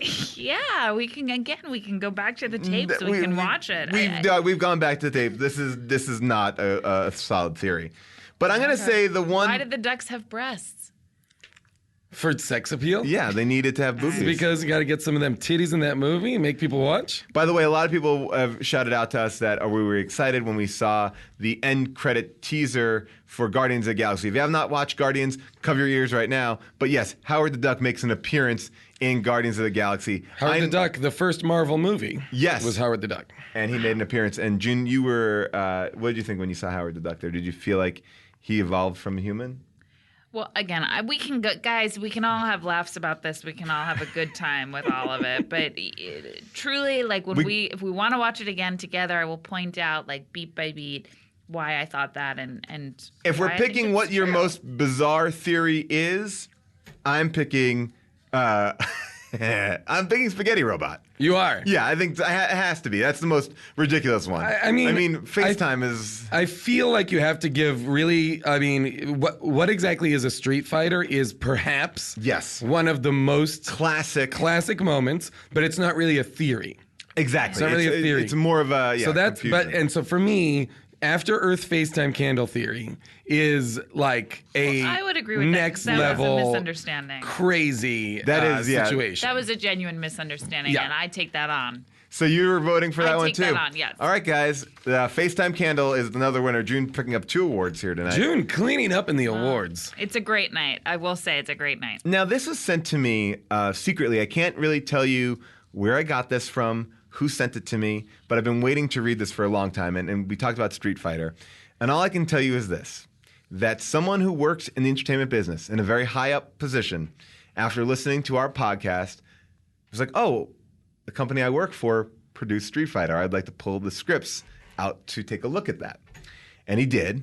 After hearing our episode, After hearing our episode, and pulled out the script that was on a shelf, and he said, on the cover of the script, first note on the page, and it's written to someone, I can't tell you who it's written to, but it goes, This is mysterious. I know. He said, please don't read this on the air, but I feel like I'm giving enough leverage to make it not. All right. I love that you're saying, he said, please don't read it on the air.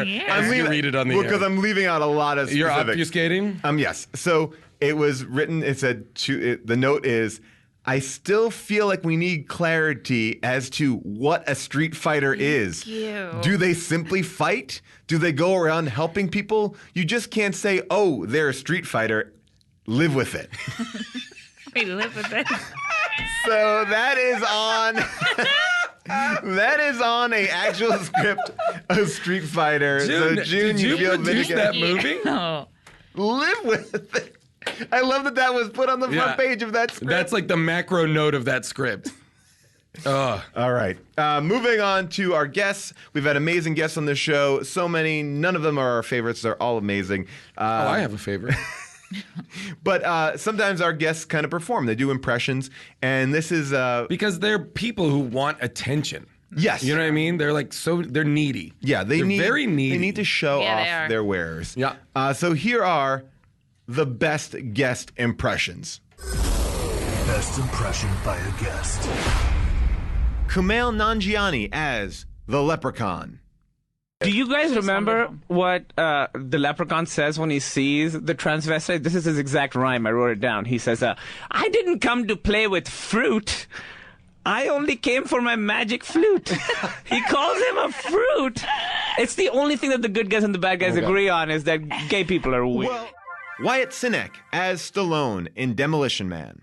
He jumps out of the back of a helicopter and yells, "With Phoenix!"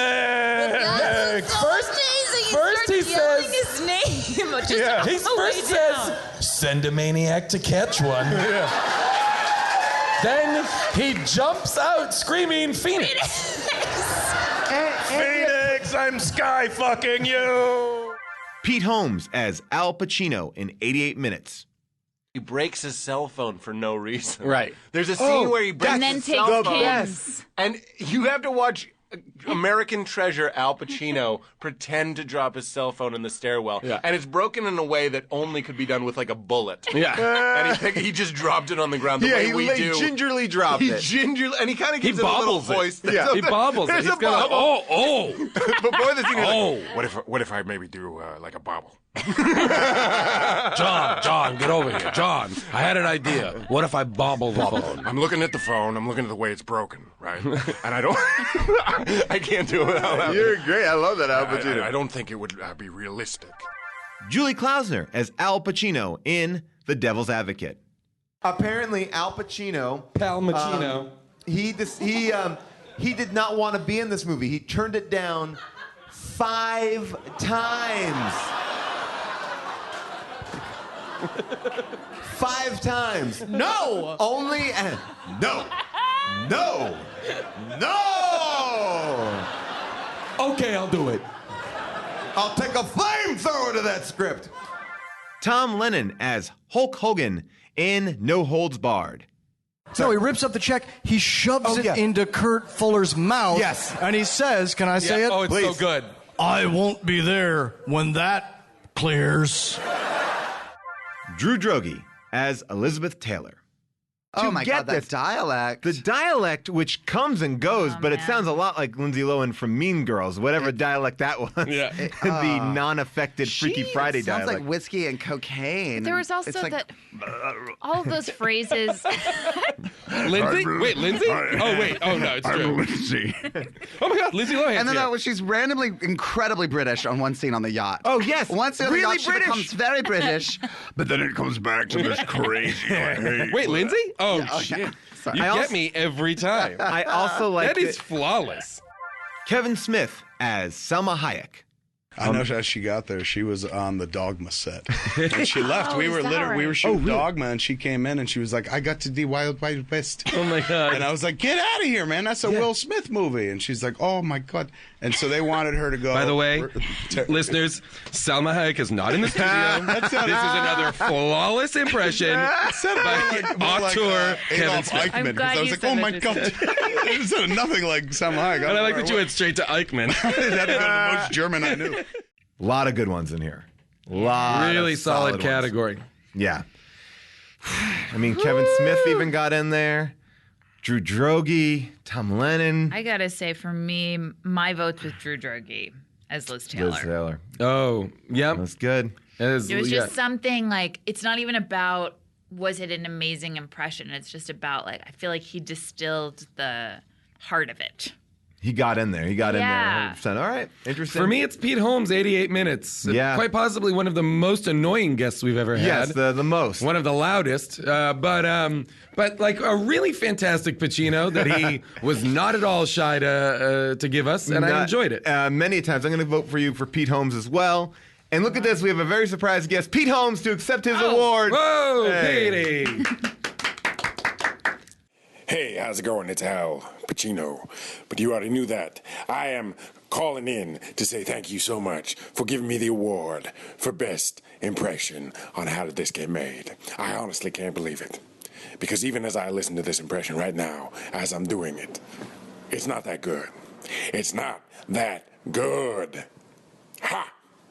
But thank you, Paul. Thank you, June. Thank you, Jason Mantzoukas. You piece of shit. How did this get made? If I was the man I was 10 years ago, I'd take a flamethrower to this podcast. I do the Southern Pacino. I don't know if you noticed that. Gets more and more Southern the more I do it. Thank you so much for this award, and I appreciate your consideration. Pacino, out. Beautiful. So nice of Pete to come by. Really great. And, He looked great. He looked great. Looked great. You know, he's on a raw food thing. Yeah. Really good. Yep. So happy for him. Pete Holmes, everybody. We are getting down to the final the categories here in the first episode. We've talked about sex a lot in this show as a group. Jason has talked about things he's turned on by, but this is a chance for us to talk about sex in a much bigger venue. Sex that we've seen in the movies. And there's been a lot of gross sex. So here are some of our favorite gross sex discussions. Best sex talk. From 88 Minutes.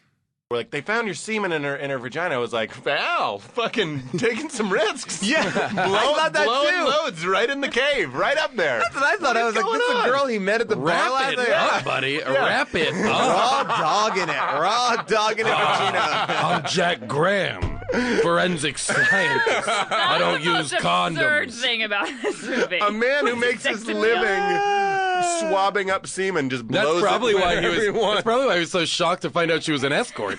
Wait a minute, what? I barebacked that girl. That's why he was so upset.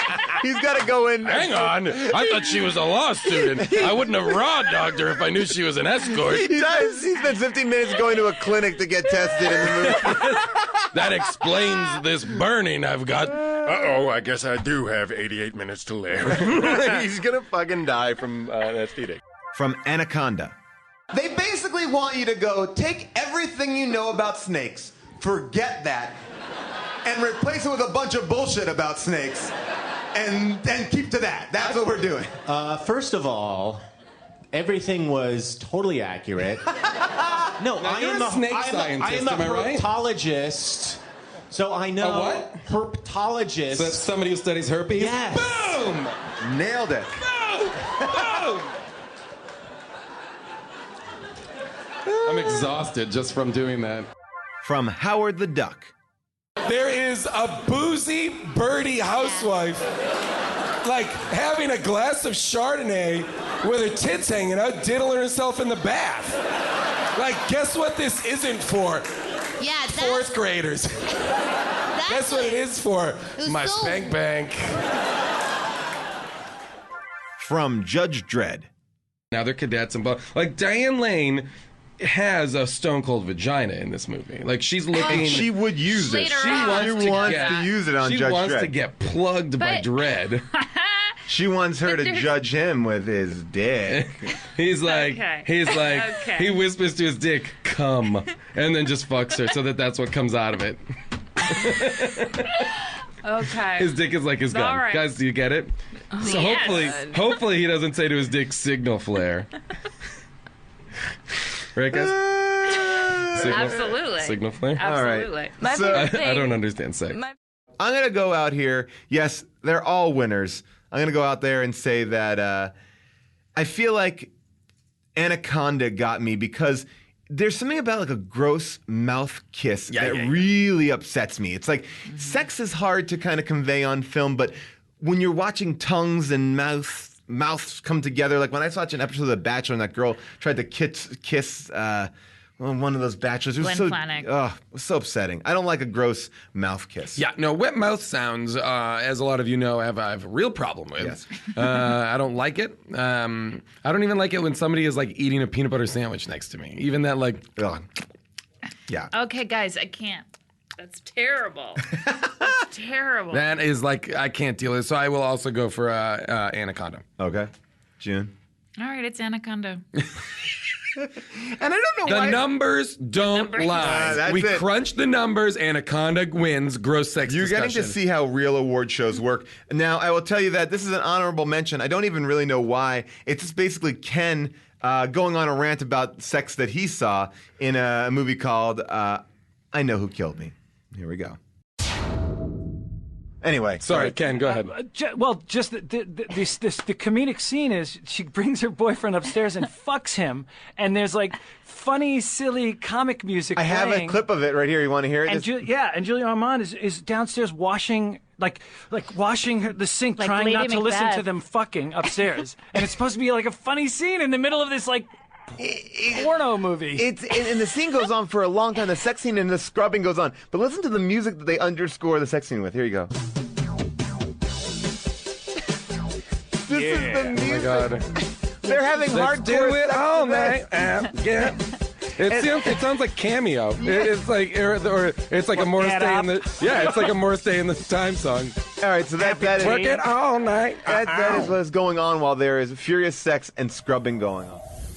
Congrats, Ken. Congrats, Ken. That's just a nice Ken Marino, great work, buddy. Now, Ken couldn't be here tonight. Nope. No. He's filming a movie in South Africa right now. Okay. It's going to be a great movie. He couldn't about be blood here. diamonds. Yep. And he didn't have time to do like a feed from He South couldn't. Africa. No, we He tried, but couldn't. he was abducted. Okay, now we have, in addition to having great directors and writers on the show, we've also had guests that have come in with some research, and they've brought some research onto the show about certain movies that we have talked about, and these are our best guest insights. Best Insider Story. Andrea Savage with some behind-the-scenes knowledge of Deck the Halls. Not a big deal, but I am friends with someone who's in the movie. Allegedly. This one I can say for sure. I think her name was Greta. She only spoke in German in it. She was paired teamed with Fred Armisen. She was teamed with Fred Armisen, Gillian Vigman. You may know who she is. And I called her today and said, I just watched your movie. And you must be so proud. You must be so proud. She must be getting these emails and phone calls all the time because Christmas season, it's on the shelf. Everyone's like, I know Gillian Vigman did not know it was her in the movie. Are you serious? But anyway, so she told me on the Matthew Broderick down at the bottom, it was like, she said he was so depressed the whole time. And he just kept going, this is the bottom. Allegedly. But you see, but don't you believe? I mean, not that this was the best movie, but if he had a little bit of life in him, that this movie would have gotten better by maybe like a point or two. No, he was dead inside. She said he literally would just be like, it's over. Do you guys think Sarah Jessica Parker like feasts on his essence? Well, according to my inn. Oh, yeah. Not Allegedly. a big deal. Allegedly. I hope you told her you're going to be saying this on she something did. that's She going to gave go me on. full, she gave me full whatever. But she said that Danny DeVito literally would just come on, do his lines, and get in a plane and leave, like every couple days. He was just not having any part of it. Plane right over there. Like literally, she was just like, he phoned it in. Kristen Chenoweth had just broken up with Aaron Sorkin. Oh boy. And was sobbing like every day. Oh boy. And Kristen Davis told my friend Jillian to freeze her eggs. So. Wow. Yeah, it was. If I just got the answer. If I can time travel to any time, it would be to 2006 to the set of this movie. What was going on? Literally, you got Broderick just like at rock bottom. I mean, she was like. By the way, Matthew Broderick killed a human being, right? Remember that in France with Jennifer? No, in Ireland. Oh in my Ireland. God, that's right. So this is worse than that. This was worse than that. Not alleged. Yeah, that is not alleged. Joe Mandy talking about his experiences on Jingle All the Way. I gotta just disclaimer. I grew up in St. Paul, Minnesota, where this movie takes place, and I remember them filming it, and it was a really big deal. Were you an extra at all, or were you just? I was not an extra, but I was at the Mall of America one day when they were shooting the movie, so I saw Schwarzenegger's body double slide into the ball pit. What does Schwarzenegger's body double look like? Is he as big as Schwarzenegger? Yeah. I don't remember. I mean, it's a vague memory. It just means this movie's gonna be retarded. Also, they shot the movie, I believe, in like April or May, so everyone's wearing jackets, and it was like hot outside. Yeah. Jordan Morris talking about his experiences working with Sandra Bullock in All About Steve. I wanted to actually bring up a moment. Jason, when you guys were doing the podcast about it, you observed at all the kind of random physical humor there is in this that is seemingly unrelated to anything that's going on. There will just be a fall, or there will just be, someone will get hit in the butt with something for no reason. And you're like, did they just come up with random points in the movie to fall? Yes, the day I was there, Sandra Bullock had to cross from the from the area we were sitting in to like a fence to talk to someone, and it's just she just has to walk from point A to point B, and she calls the director over, and she said, I got something for you. She's like, and they do a little powwow. And she's like, if you put a bunch of stuff here in the way, I could trip and fall a couple of times on the way to the fence. And he just nods, and in 10 minutes, a swarm of PAs comes over with chairs and blankets and just like all this weird stuff to put in her way. And in her cross, her just random cross, she trips and falls like 10 times. So yes, you were actually dead on about that. I was wondering if you had actually worked on the movie. That observation was I didn't. All right, so great insights. Great insights here. If there's one thing I feel like a lot of people listen to this show for, it's insights. Mm-hmm. Oh yeah, we love a good piece of insight. To me, Jordan Morris takes this category simply because it was really interesting to hear him talk about how Sandra Bullock really wanted to fall down a lot. And I thought that added something to her portrayal of All About Steve. Absolutely. Yeah, and there's something to like a real, genuine first-person experience on the set. being told on set. Congrats, Jordan. Moving on to best one-liners. These are one-liners where that just came up in the show that we might have said, that our guests might have said, kind of just funny one-liners that maybe sum up the entire movie. Here we go. Best one-liners. From The Last Airbender. First credit up. The first title page up was written, directed, produced. That's when I was like, M. Night Shyamalan should change his name to Boo Fuck You. Because every time it's like, written, produced, and directed by Boo Fuck You. From Nothing But Trouble. Dan Aykroyd's character is like a melting candle of a man that looks like he is made of garbage, a flaky skin melting garbage man. Well, we'll just set it up because it is a complicated premise. He looks like a melted there. sandwich in a sweater vest. From I Know Who Killed Me. Scene, except for that one part where she like crawls over to the old guy and takes his cigarette and implies that she's. And then they cut away, and then she hands the cigarette back to him, and he smells it. That was so yeah. Oh, so that was. You thought that was sexy. I think no. That's where I started. No. That's where I started jerking off. That's where I started jerking off in this movie. I was like, oh shit. On his reaction shot. She's addicted to cigarettes in her pussy. From Twilight. Bella in the previous movies has been absolutely powerless to the men in her life. Yeah. Like they dominate her. And in this movie, this is her Snow White and the Huntsman. It really is. And you know what's so creepy about it? Is that it is like the story is basically once you get married and give yourself to a man sexually and he turns you into a vampire, then you can be a strong woman. Yeah. Before that, no. Before that, no. Do whatever the men are telling you to do. But once you get married, you are a strong woman. Stronger than all the men. Yeah, stronger than all the men. Wow, these are a lot of good one-liners. A lot of them, Jason, coming from you. Are they? Yeah, a lot. I would actually say, I would say that a lot of them are you. Yeah. Oh, Congrats, okay. Jason. Thank you guys so much. I mean, you want to just give you. I mean, to me, June, you weren't here for it when we talked about Twilight, Breaking Bad Part 2.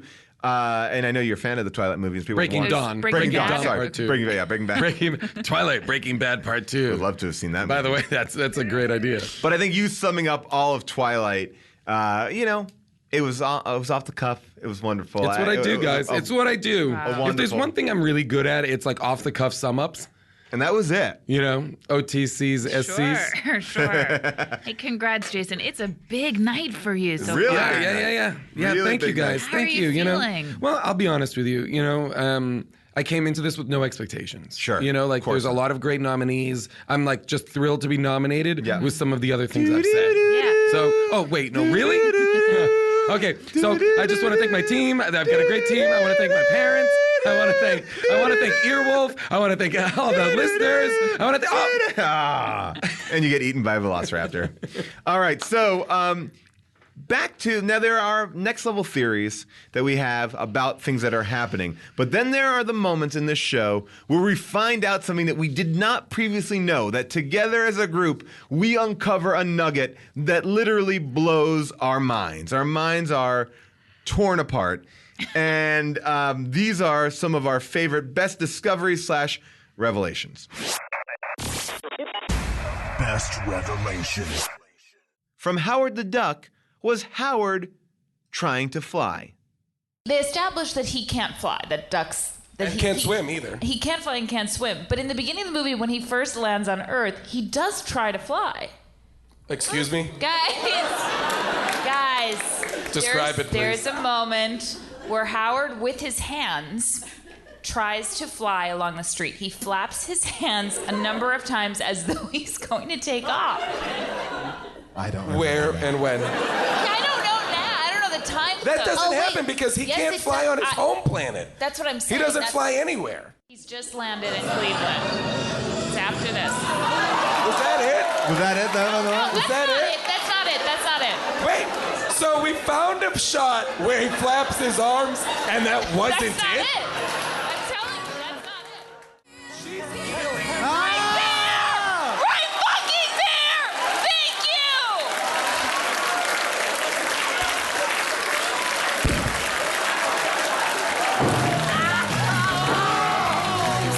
Wow, way to go, June. That's great.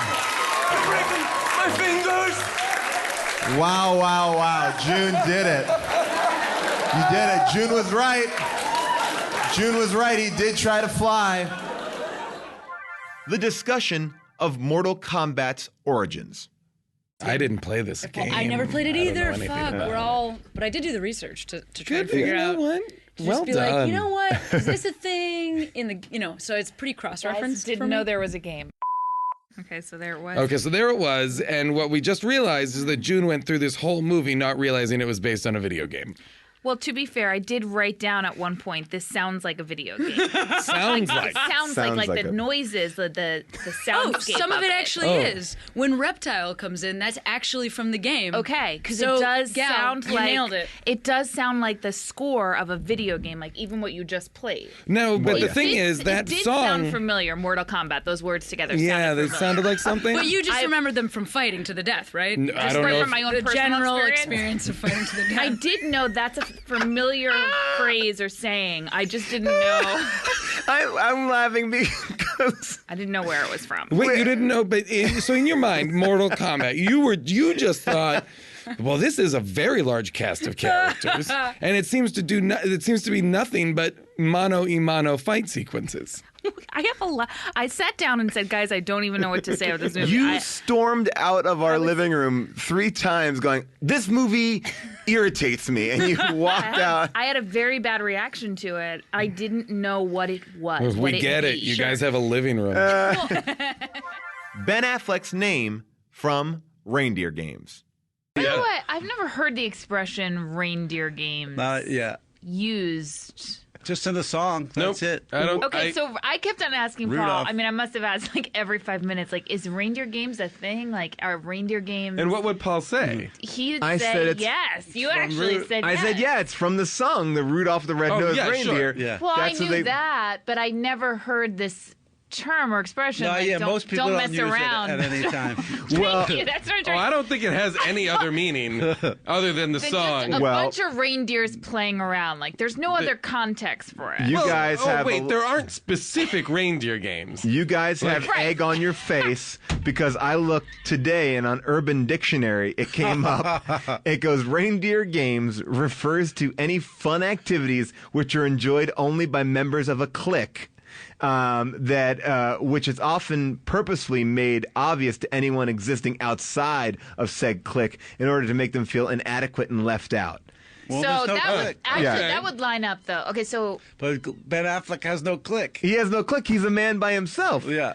By the way, so Ben Affleck. So he's Rudolph in this scenario? Well, his name is Rudy. What Boom. is happening? Boom! Nailed it. Look at the symbolism. No way! The joke's on us. The joke is on us. Wow. What this just movie just got interesting. That's the reveal. That's This is an amazing movie. Holy shit, my mind just imploded. Are you kidding? Rudolph. And do you know what his friend's name was? Oh, no. Nick. Nick! Man, I wonder if we can see what was Gary Sinise's name. Let's see if it comes. Gabriel. Gabriel. All right, so the angel What Gabriel was doesn't come. Charlize Theron's name? Ashley, but her real name was Blitzen.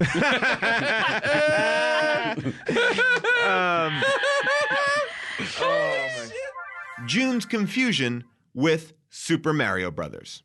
So Luigi's arc. Well, no, Luigi's teaching Mario to really just trust in the universe, trust that things are going to happen for a reason, just trust and believe. And Mario is trying to teach Luigi over and over to use the tools that he has with him. So you're saying Luigi... June just broke it down, broke it open. Take a bow. Take a bow. That is... Wow, That is wow. June's final episode of How Did This Get Made? She figured it out. She figured it out better than the 9 scriptwriters. Well, I mean, this is just an embarrassment of riches. This is unbelievable. Howard the Duck, when you got the standing ovation, when people realized that he was going to fly, amazing. The fact that you didn't get the Mortal Kombat as a video game, that was more of a revelation, not a group revelation. Yeah. Reindeer games, amazing. Amazing, classic. And then your reaction to the Mario Brothers. You had some great theory about it. To me, the Reindeer Games episode, the Reindeer Games reveal of Rudy was a revelation that we all shared in together that collectively blew everyone's mind. Yes. So that gets my vote because that was a moment that felt like true organic discovery. Yeah. And then so satisfying. Yeah. You know? I loved that one too.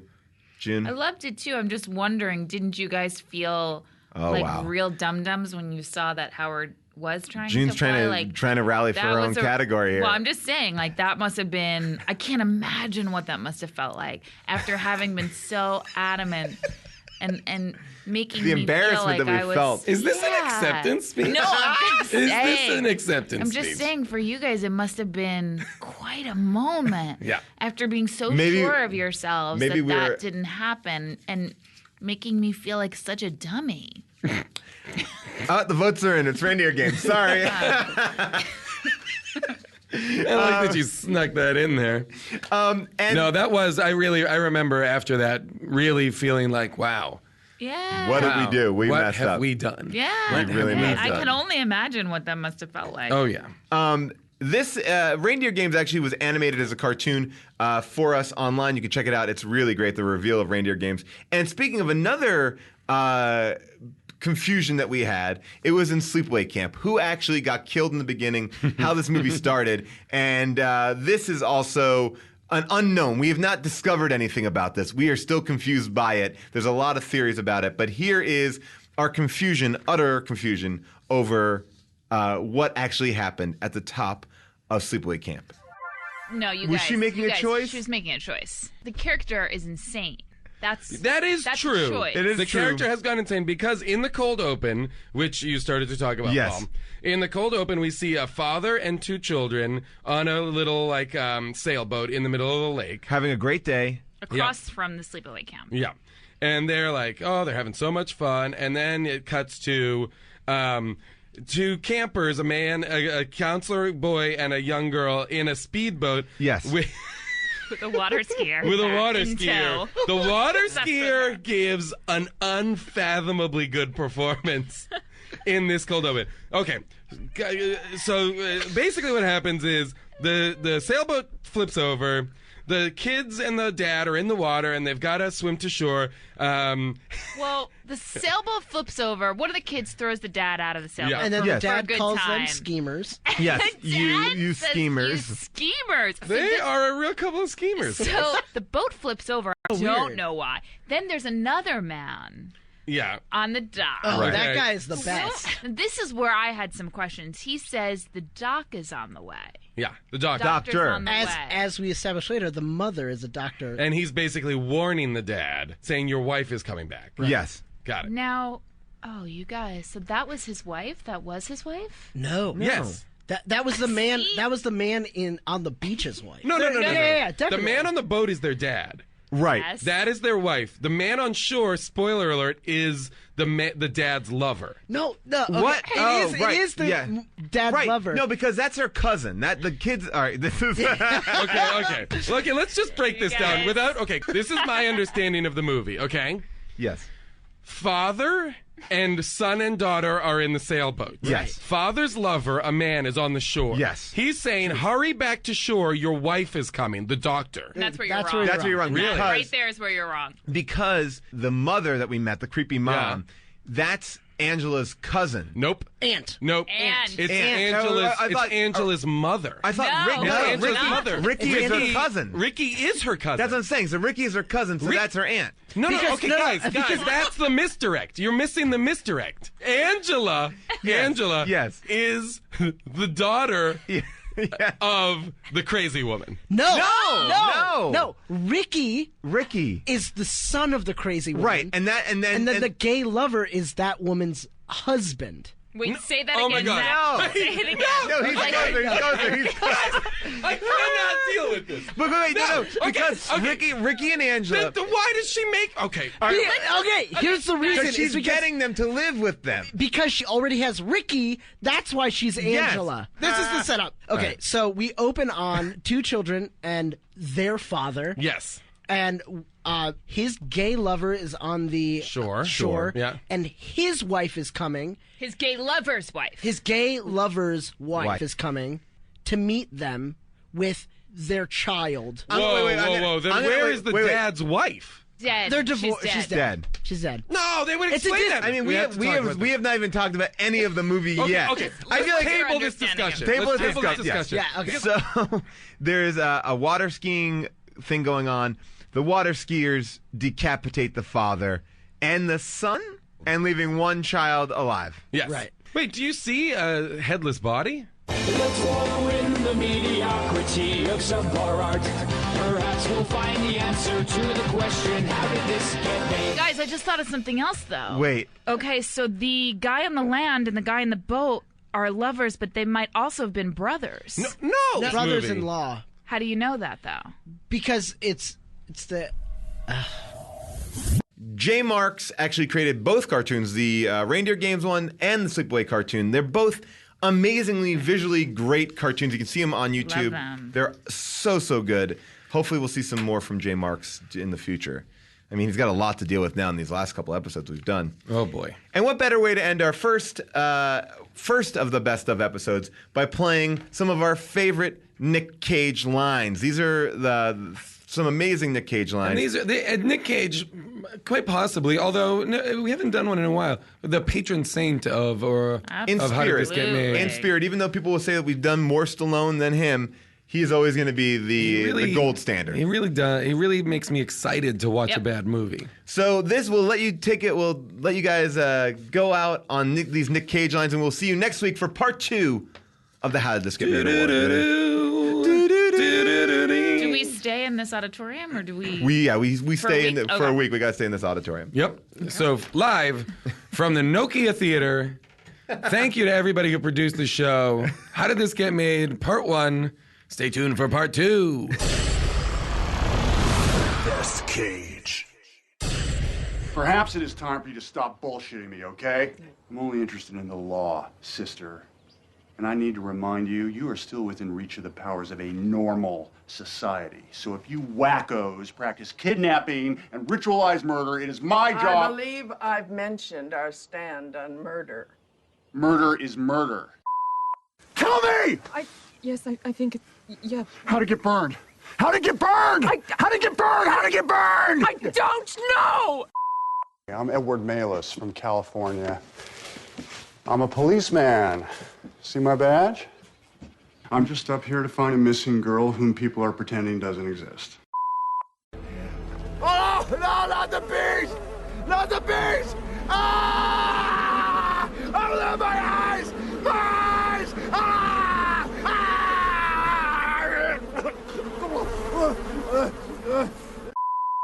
Get off the bike. Step away from the bike.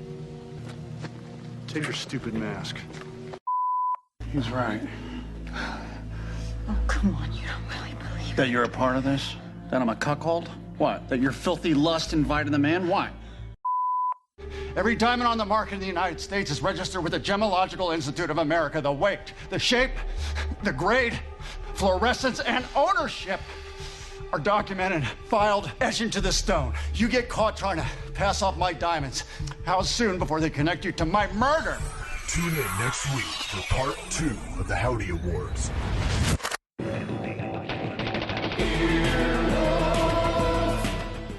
This has been an Earwolf Media production. Executive producers Jeff Ulrich and Scott Ackerman. For more information, visit earwolf.com. earwolfradio.com.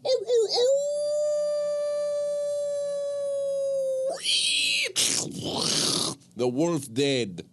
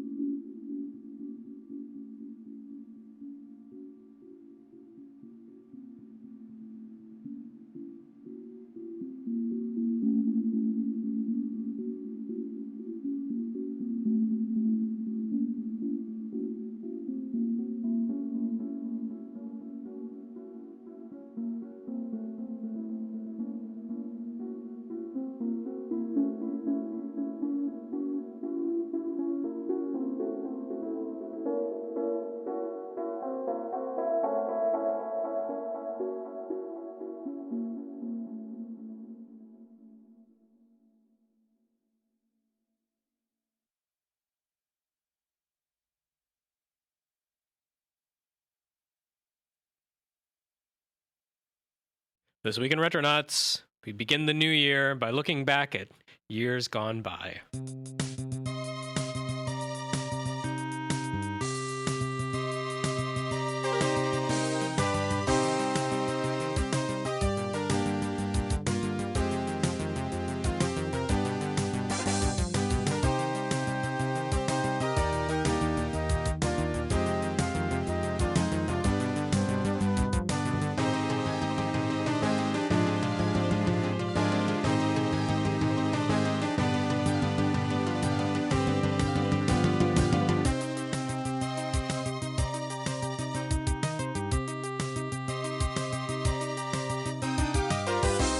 Okay, guys, I did an intro. Can you untie me now? I want to leave, please. Let him out. No, Jeremy, you cannot. God, I killed this podcast. Why won't you die? Back to posting comments on IGN. Get out of here. Wow, he's not a happy camper. That was Jeremy Parrish, Retronauts' old host. Founder yes. of Retronauts. By Creator. the way, CEO. And he is, I guess, washing his hands of the whole thing. But anyways, I'm Bob Mackey, your host of Retronauts, and this is episode 35. And today's topic is, as traditionally we've done the first episode of every year, we look back at a series of years divisible by 5. Well, not divisible by 5. How would you say this? Like, we go back in chunks of 5, Increments. I guess. Increments, thank you. Increments of 5. That's a fancy word. I should know. learn that. We are fancy people. So today we'll be looking at 1972, 1977, 1982, 1987, and 1992. Hopefully we'll get through all of these. The 2s and 7s, it's easy to remember. Yes. That's a good way of thinking about it. But before I continue any further, let's introduce the people who have already been talking. So who's to my right? Hey, I'm Samuel Claiborne. I write for IGN.com. Radical. Who else we have? Hi, I'm Christian Nutt. I'm the features director of Gama Sutra. And we have... Hello, I'm Chris Kohler, the editor of Game Life at Wired.com. I've assembled a super crew today of people who really know their stuff because there's a lot of really important history in these years that we're going to discuss today, especially 1972, which for all intents and purposes is sort of the first year of video games. Would you guys agree with me? I guess as we know them. I know there's computer space, oscilloscope, stuff like that, but... the first year of commercial video games. I'm going to just say I didn't know we were starting with 1972. Oh, I no. thought we were starting with 1977. Oh, sorry, Chris. We amended it just at the last minute because he was saying, there might not be a lot to talk about in 72. And I said, well, Atari was founded and Pong came out. So. Yeah. Okay, all right. And Odyssey came out. So there's a few things. They're big things, though. So yeah, this entire time I was staring at Chris like, really? 72? Come on, Chris, agree with me. But yes, it's the first... I'll allow it. Okay, thank you. It's the first console game, home console video game system. Yeah. Before I continue, though, I just want to make a note that we have a lot of mail backed up, listener mail, and there's just not enough time to read it on today's episode. So I did want to give our address and everything right now, and just so people, if you're interested in writing into us, as always, please write into Retronauts, care of Bob Mackey, IGN.com, 625 2nd Street, 3rd floor, San Francisco, California, 94107. Do it today. And I must say, initially, I didn't have a lot of time to research, but over the break, a company called Game Plan, unsolicited, they sent me a copy of their latest edition of a book called Game Machines, 1972 to 2012. And it helped me a lot in this doing research for this episode. I highly endorse your book, even though it is a little pricey. How much is it? It's $50. Yeah. No. That's the price of a game machine. No. Yeah, it's sorry. Very high quality. It is. It's glossy. It's color. And like the appeal for this is not universal, so I understand the high price. But hey, if you get $50, it's pretty nice. Yeah. At least thumb through it if you see it out there, and I approve.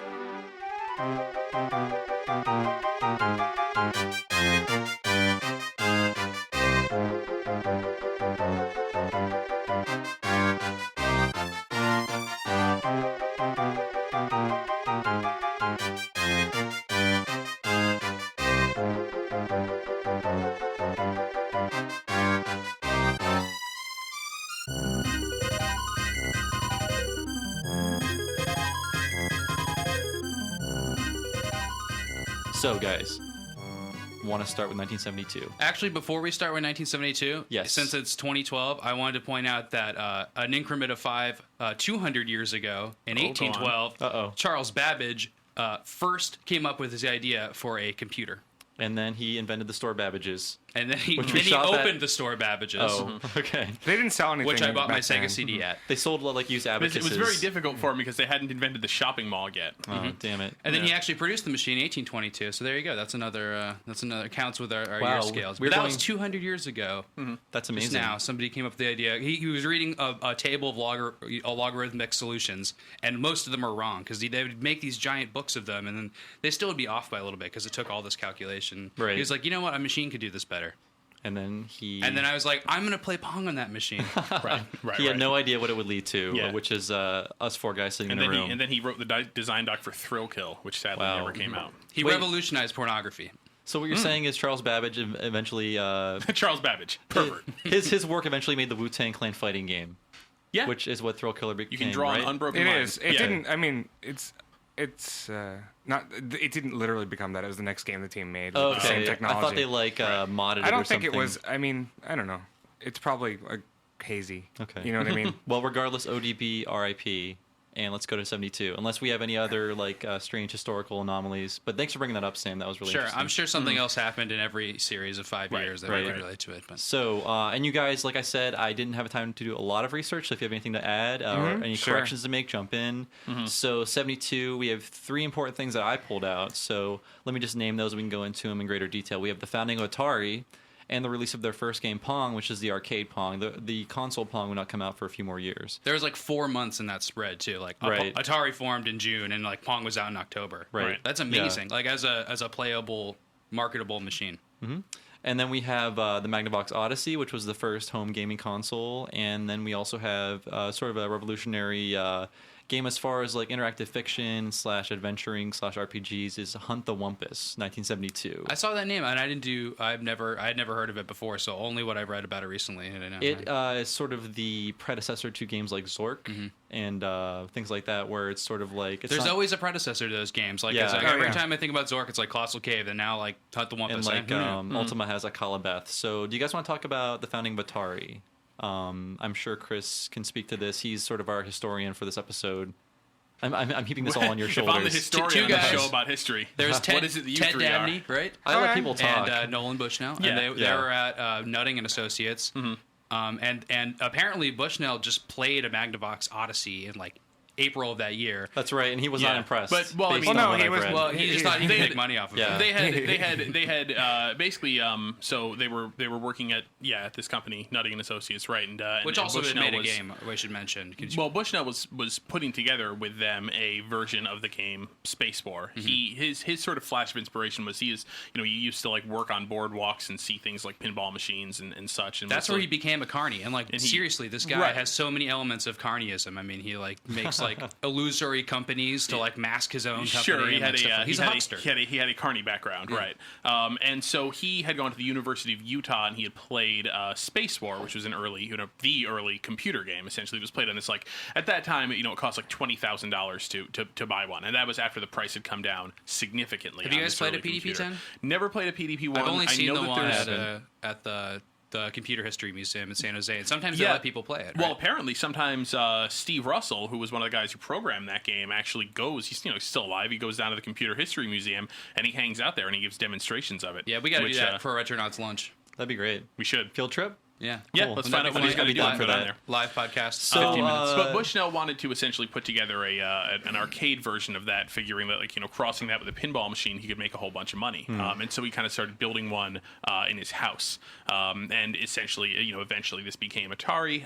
And that game did not do very well. But yes, as you said, it was too complicated for people at the time. At the time, we have to bear in mind that everyone thinks about Pong being so simplistic, which it is. Yeah. But that was people had never encountered really anything like this at all. It was like playing Asteroids, and if you think about, Asteroids was a pretty complicated game. Even now, it's hard to start a game of Asteroids and not die, right? At least, imagine knowing nothing about video games and trying to do it. At least Pong was rooted in something that we had an understanding of. A metaphor. Yeah.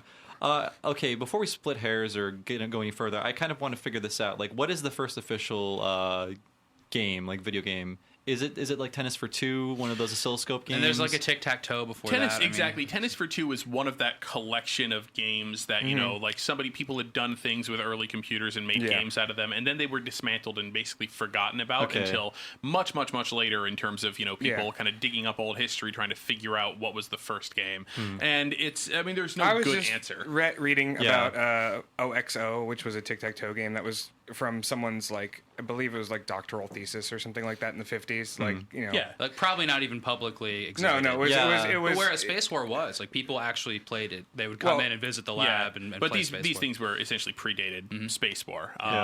And so, you know, if you want to, you know, Space War was 62, so which puts us on the same. Yeah, there you go. Okay, wow. Right. Nice. So the math we've chosen, just luckily. The Odyssey was the first home video game system. Right.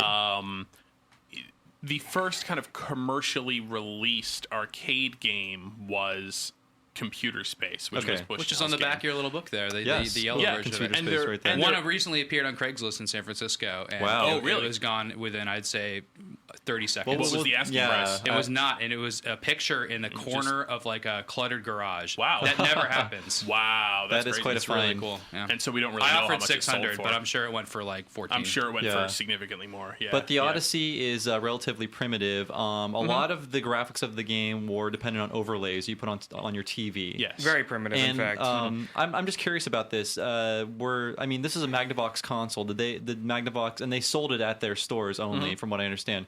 Did they encourage you to get the proper size TV for the correct overlays? They marketed it like you had to have a Magnavox television. Yeah. Which I think probably significantly limited how many they sold. Yeah, that's why. I mean, there was two sizes of Magnavox TVs. It's not so much that they said on the box like you must have a Magnavox or people didn't television, understand it, right? They did sell it in their stores, and overzealous salespeople, you know, I mean, it's essentially anecdotal evidence that, you know, people had said, look, these salespeople were trying to upsell people and getting them to buy a brand new Magnavox TV when they bought the system, and maybe trying to create the impression in consumers' minds. Well, also that just the it was fact a that new TV. they didn't distribute it to other. I mean, this is the past when like electronics companies had their own stores, which is kind of outside of Apple is not typical anymore. Right, and most Magnavox products were sold at just Magnavox stores. Right.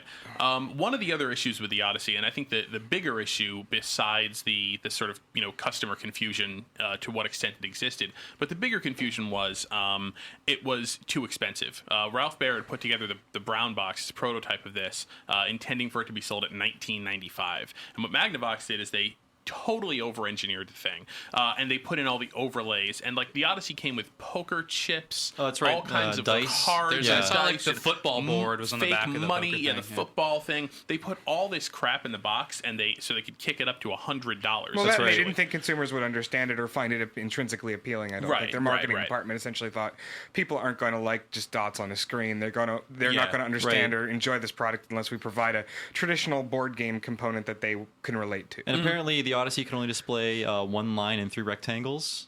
Basically. So that's part of the reason for the overlays was also to take the very limited capacity of it and create new metaphors, you know, for the same game. Like, now Pong is hockey. Now Pong, or it wasn't Pong. You're just it moving was, a dot around the house. Now this is hockey. Now this is football. Now this is soccer or whatever. You know, now it's a Haunted Mansion kind of game where, you know, I don't get how that game works. It's and just like the light goes behind stuff. It lights up different parts of the TV screen, but it all works with the cards and things like that. Yeah, so you're rolling the dice. It's not and just the something. overlay in the game. Right. So very, very primitive, and it sort of reminds me of like the fact that the game itself exists with parts outside that are not gamey, like dice and cards. It feels like one of those old VHS like board game things where you watch something and then you do something off screen or whatever. Right. Yeah. So this is Odyssey, the new electronic game simulator. You attach Odyssey to your television set in seconds to create a closed-circuit electronic playground. Odyssey is tennis, roulette, football and hockey, analogic, and geography. Odyssey comes complete with 12 electronic games and educational experiences. Many more are optionally available, like a shooting gallery, a prehistoric safari. Odyssey is an electronic teacher. Odyssey is a total play and learning experience for all ages. Odyssey. It's new from Magnavox. Odyssey. That's significant aspects like 2 controllers though, What's and that? they had like a 2 controllers. That's pretty cool, Right? And it had the way the controllers operate is they have X and Y access, but they're not on the same thing, you know. So one side you're kind of turning a knob, and the other side you're turning a knob, and I don't think that's very intuitive for that kind of thing. And, although with Pong it is. Yeah, you put English on the ball in mid-flight. There was a knob for English, so like if the ball was going in a straight line direction, you turn a knob and the ball would suddenly start curving. Yeah, I see the controllers are labeled. One is horizontal, one is vertical. Yeah, and it's really funny because before basically, which makes sense to TV engineers. Yeah, which is who made it exactly. Before the Atari 2600, which we'll get to later, like video game controllers look like you were controlling like a sewing machine or something. I mean, basically there was no grammar as far as what a controller should be. So they're very bizarre. Did anyone ever play an Odyssey? I never have. Yeah. Chris, we should probably say this. You own a lot of consoles, I do. A lot of video game consoles. Do you own an Odyssey? Yes, I do own an Odyssey. How hard is it to get up and running? I mean, I'm sure you can't hook it up to an HDTV. I don't think I've ever actually. The one that I own, I don't think I've ever actually. I've played somebody else's. It has the same RF switch as any of the old TV hookups. It's not hard to hook up, but the overlays are prohibitive. I mean, like you're not going to be able to play. You can't those put them on games your unless you plasma have the right TV. size TV. I'm sure there are emulators that do all this. I've never looked into Odyssey I don't know emulators. if there's Odyssey emulation. There shouldn't be because you got to have your overlays and your game boards and stuff. Well, I'm sure you can just simulate all that stuff. I don't know if there's anything on the Odyssey that's done with a not microprocessor, but that's done with like a ROM chip. Oh, that's right. I don't think there's code in the Odyssey. I think it's all just done with transistors. Oh, that's true. So I don't think you can actually. Yeah. So if you someone can't were to emulate it. You could emulate it in the sense that someone could completely recreate its behavior from scratch. Yeah. Right. So in the sense that you can't emulate it, you could emulate it. Which would be really cool because then you could just draw your overlays on. So yeah, that is 1972. So we had the founding of Atari, the release of the Magnavox Odyssey, and Hunt the Wumpus are the most notable events. Anybody else have anything to add for this for 72? I wish I was there. Born. It's like for 5 more years. I should also note that this book that I'm kind of cribbing from, it starts in 72, which is I guess for all intents and purposes, like I said, the first console was released. It's the first video game machine. Yeah, exactly.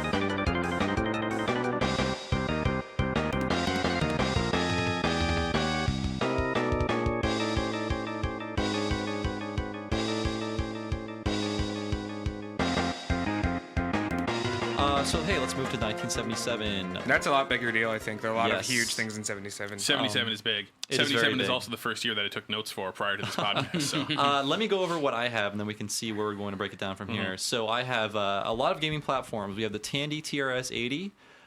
The Apple II. Yeah, the Apple II is a big one. The Commodore PFT, the Atari VCS, mostly known as the Atari 2600. There we go. And the Nintendo's Color TV game, which I believe was their first game console, and there were 5 unique versions of those. Yeah, and it was a dedicated system, which means that it just played versions of Pong. You know, yeah, we should talk what happened in the intervening years, which is that for the first until that era, you know, once Pong hit in the arcades, companies started making dedicated consoles that played one game or a selection of slightly modified versions of that one game and no interchangeable cartridges. Like you can go to Sears and get your Pong machine or whatever. And despite having cartridge-like things, Odyssey was that too. Like it was not programmable. It was it was not programmable. Yeah. It did in fact have cartridges that you would swap in and out, but all those cartridges would do is essentially like change the pinouts or change the way the jumpers. But it also exactly right. Didn't they come with the system? They weren't sold in the aftermarket, weren't they? They actually did sell cartridges in the aftermarket because there ended up being like 25 or something. More than everything was built into the system essentially. It was just the cartridge was just a piece of electronics telling the system how to behave. Rather than containing a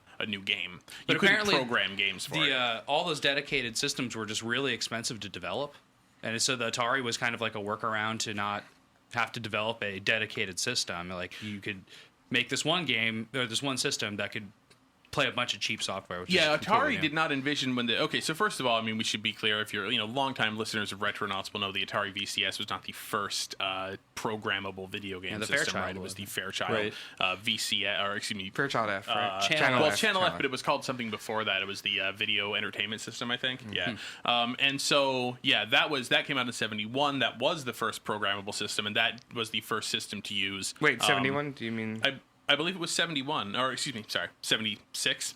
Yeah, sorry, 76. Sorry, I'm still in 1972 mode. So it came out in 1976, right? That was the first one to have computer code on a read-only memory chip, which you could write, and then the game would the machine would execute that code, as opposed to simply being built of solid state hardware. And Atari was aware of it. They thought of them as competition. Yeah, and what Atari did not see when it released the VCS, or the Atari 2600 as they would later call it, they did not envision, although they did not envision the video game market as it is today. They did not see like you would make this console and you would just have this one console on the market for 5 years and then you'd keep making games for it. They saw it as just an extension of the dedicated system line, but as you said, a way of taking the cost of the games out of the system and then kind of selling them separately. They figured they'd bring out the VCS, sell it for the 1977 Christmas season, and then maybe get one more Christmas out of it,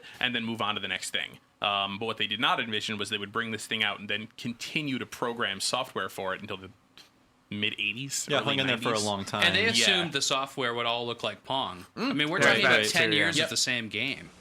Only Atari makes the world's most popular home video games. The only Space Invaders. The only Asteroids. The only Pac-Man. The only Missile Command. And soon, the only Defender. And the only way you can play any of them is on a home video system made by Atari. Have you played Atari today? Yep. That was what they envisioned. They built it to be able to handle 2 paddles and a ball, or at the most 4 paddles and a ball, or 2 tanks and 2 bullets, and that was that. And so everything for the VCS, and this is summarized in a really great book called Racing the Beam by Ian Bogost. Everything for the VCS that doesn't involve 2 paddles and a ball or 2 tanks and missiles shooting at each other was a hack. It was essentially something that a designer had to think out of the box and come up with some arcane way of doing that. And we saw that, actually. I was just talking to you. I met you, I think, for the first time at the David Crane thing, and he showed all his graphical elements that were repeated that you would never notice. Yeah. Like the tops of the trees were parts of Pitfall Harry. Oh, wow. And you there's have all to do this tons of symmetry. stuff like that. There's an interesting thing, too. I think you could probably watch this online. Ed Fries has given his talk on Halo 2600. Ed Fries used to be I think I saw that, yeah. He was, what was his... One of the heads He was of one the of the original Xbox founders division. of the Xbox. He was like the head of first-party publishing during the early days of Xbox One. And he helped create the system, and he ended up leaving Microsoft, and stuff happened to him. And at some point, he decided to create Halo for the 2600 as a pet project. And I saw him give that talk in Montreal in 2010, and it was fascinating. And he had to learn all those tricks. And He really used the 2-tank structure for it. Yeah. Right? Yes. Right. It is just 2 little enemies. Oh at each other. and I mean it is fascinating to listen to somebody talk about the making of an Atari 2600 game, because you as a layperson can understand it. It can actually be put into terms that me, not being a video game programmer at all, can understand exactly what the kind of logic process was that they used to make all these things happen. Because those games are all under, 2K of memory? They could... I think it was limited to 2 or 4. I think it was limited to 4K. They eventually came or up with a something like that. technique called, I think it was called bank switching, Yeah. where they could load in and out chunks of memory. But yeah, the system was so, like Chris was saying, because it was not designed to be what it became, its capabilities were just so restricted. Right, and because it was so open-ended, though, because one of the reasons why they were able to do this was, if they thought this was going to be a high-end kind of a device, they would have put in essentially a frame buffer, which is what literally every other video game system has. It draws the screen, then it puts the screen up, then it draws the screen, then it puts the screen up, right? because they cheaped out and didn't put that in there because they were trying to make this thing as low cost as possible, it just draws the screen line by line by line by line. Then when it gets to the bottom of the screen, it goes back to the top and starts redrawing it. But when it starts redrawing it, all the stuff at the bottom is still there. So that is the exploit. That's the key exploit. And that was kind of the key insight as far as those publishers, as far as those developers went. Like, oh, well, okay, that's why you can make the tops of the trees in Pitfall Harry, because Pitfall Harry is still there even though you're drawing him again on the top of the screen. You can't do that with anything else. The Intellivision, everything that followed, you cannot do that trick. You're limited to what you can show on one full screen. Right. And you mentioned the price, which is something I want to bring up. Like until relatively recently, gaming was a rich man's hobby. The Atari, well, I mean we're about to hit the world of like a lot of dedicated PC platforms, and they are very, very pricey. Yeah. Okay. The VCS was $200, which was, I don't know, the equivalent of today's like maybe, what would you say, like 500, 400 something like that. It was certainly the first. I mean, you know. Yeah, I mean, it was pretty expensive. It's probably on par with, like, I'm guessing, like, when the 360 launched or whatever. But a lot of people spent that money. Right. Yeah. And a lot more people spent it once, like, Space Invaders and Arcade Ports came out. But I think that's for the launch, like, man, it must have been a tough sell. Yeah. A lot of people, I don't think, bought it early on. I think, you know, as like we were talking about, like Chris has said, what became the 2600, you know, what wasn't called the 2600 at first. A lot of people, I think, don't have their memories of playing the system from 1977. Oh, no, Again, like, not that many people jumped We didn't have on a lot of money when I was a kid, and I got it, like, in 1985, and I'm sure it was, like, well under $100 by then. Oh, yeah. And the games were super, super, super cheap. Right. But, like, comparison, I mean, these are dedicated computers, some of these, so maybe the price comparisons aren't fair, but, like, other gaming platforms, the Tandy TRS-80, which is also 77, was $600, and then we have but the you Apple. You can store your recipes on it and your grocery list. And the Apple II was, I think, $1,300. Yeah, the Apple II wasn't cheap. These are like recipes. I'm like, the people have a lot more money. I'm guessing they did because God, who could afford that much money for a computer in 1977? Well, again, the same thing is with when things launched. I mean, this is kind of a long story, but the Apple II at the time was probably not being bought immediately by that many people. It was made for like Steve Jobs' friends. Like, hey, yeah, I mean, I made this thing for you guys. It did start with people who had a lot more disposable and businesses as well for computers. You can't. I mean, it was a personal computer in the sense it was one of the computers that kicked off the personal computer revolution and brought them into homes and everything. Right. A lot more people were also, if we're going to have 80s computers, which is sort of a digression, the C64 was more of a consumer product than the Apple II. Yeah, and the prices dropped a lot more since then. But it didn't take very long for the prices to drop, such that most middle class homes in America were looking at getting some kind of personal computer. There was always a premium you could charge for a personal computer versus a video game system, though, because video games were toys, and they were toys forever until they became media centers very recently. Right. And you just can't charge that much for a toy. Personal computers were fundamentally toys. Yes. Like, people were buying the them way they were able to play sell video them games on them. was different. People were like, oh, we're going to do our checkbooks on this. Nobody fucking did their checkbooks on their Atari XE. It didn't happen. You just wrote your check because it would take you 10 times as long to freaking print I think the once goddamn word thing out. processing became a common thing on computers, then there was a legitimate reason to have one at home. We'll do our household budget. You just bought a Coleco Atom. Like, you clearly have no concept of on the freaking thing. Like we mentioned, the VCS really hung in there as a system. The friggin' Apple II, which I just mentioned, also released in 77. They were using those in public schools and private schools up until the mid to late 90s because at least my cheap-ass private school had like Apple IIs. I mean, we were still playing Apple II games and at least up to like 95. We had Apple IIs when I was like 10 or 11 years old in like 5th or 6th grade. Right. Which is what year? It was like 91, 92. Okay. Yeah, we used. Well, yeah, I think they manufactured it till 94. Okay. Yeah, and I'm sure schools got a big discount, but at the time I had no idea that technology was so old. When I was playing like number munchers or word munchers or whatever. The Apple IIe was a couple years later, and that's what really hit the Apple IIe. So. Right. But one thing I wanted to mention about the Apple II, and I think we need to do a whole episode about this, so I don't want to linger on it too long, but one of the big things it brought us was kind of the video game RPG. Yeah. I mean, without the Apple II, we would not have, Ultima or Wizardry, which is what basically everything in the universe draws from since then to make their RPGs. So I think that's an important thing to note as far as Apple II goes. So do you guys have any other Apple II or maybe VCS before we move on to other 1977 things? I have memories. I don't know if I've played them both extensively. Christian. I mean, I mean, Atari 2600 was the first game system I got. Right, me probably too. About I want to say 82 or something. I was really little. And I was born in 77, the same as the Atari and the Apple. So perfect. That's another anniversary. Yes, that's a little bit pompous. Hey, I got one coming up.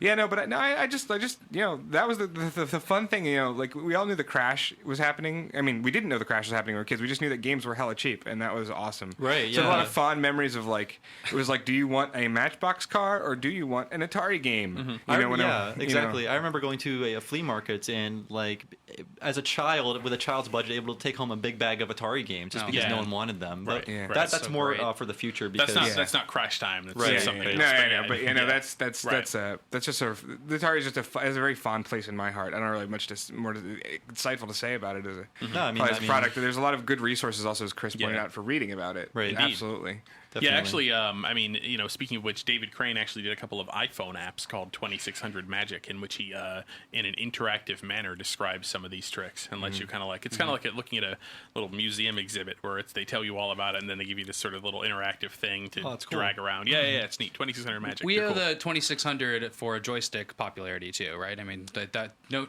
there was really bad control inputs up until the essentially the joystick for the 2600. But the 2600 joystick ain't that great. No, it's not. But it's a joystick. It's the closest thing to a dial, and it's fun to chew on. Or actually, in '77, also RCA released the RCA Studio 2, which was a programmable video game system, and actually it was controlled entirely by two number pads that were built into the console. Wow. How lame is that? Just awful. Sit over a typewriter or just to play your game, or like a calculator. It's like playing a calculator. Really, truly terrible. Yeah. No, I mean we had ways to go as far as controls went, but 2600 was the first thing that actually looks like something you would have for a video game, system at home. Yeah. I think. I mean, I don't think by that point joysticks weren't even. Were they in the arcade? No. Okay. Not in '78. I mean, they were for a couple of the games. Like I know.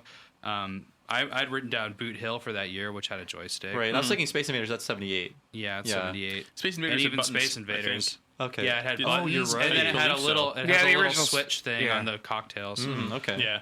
So of course, I mean, the joystick was invented for an arcade game, and I wish I could remember, which one that is, but. Well, there's joysticks that go back to control industrial equipment and stuff. I mean, sure, but right, yeah.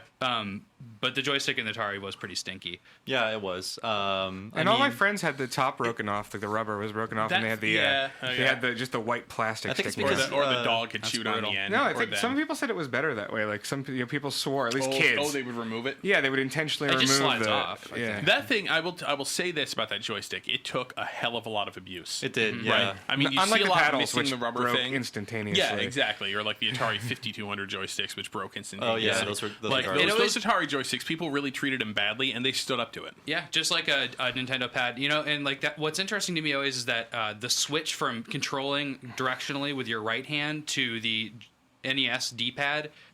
Everybody made that at some point. Everybody would control the games with their right hand. With their right hand. It's universal to control direction with your left hand. Yeah, thanks to Nintendo, the pad was a big innovation. Do you guys ever get confused when you get up to a Pac-Man or a Burger Time machine and just like, as far as which one I can kind of play both. Like it doesn't matter to me. Oh, that's right. They have the buttons on either side, right? Well, you I don't think go I go Pac-Man, right hand when I'm in front of an arcade machine. Isn't that interesting? Even though like you would never do that. Oh, you're right. I never thought of that. If you emulate, like when I played Pac-Man Championship Edition, I felt a little weirded out because I'm really used to playing Pac-Man on an arcade machine, and I was like, I have to do it with my left hand, so I got an arcade stick. That's cool. Yeah, I never tried it like that. Good point. So yeah, 77. Other stuff that happened is the first electronics boutique opened. Really? And which is now, I guess, in the GameStop. GameStop family. Yeah. Yes. Family. As is Babbage's. You should use family in the same As term is almost as every Mafia. single chain we will mention. Funko ever. Land, software, etc. Everything. Yeah. And the first... I didn't know they scooped at Babbage's. That's sad. Yeah. What would Charles Babbage think? He... I don't know. Isn't that like a bracelet you can buy?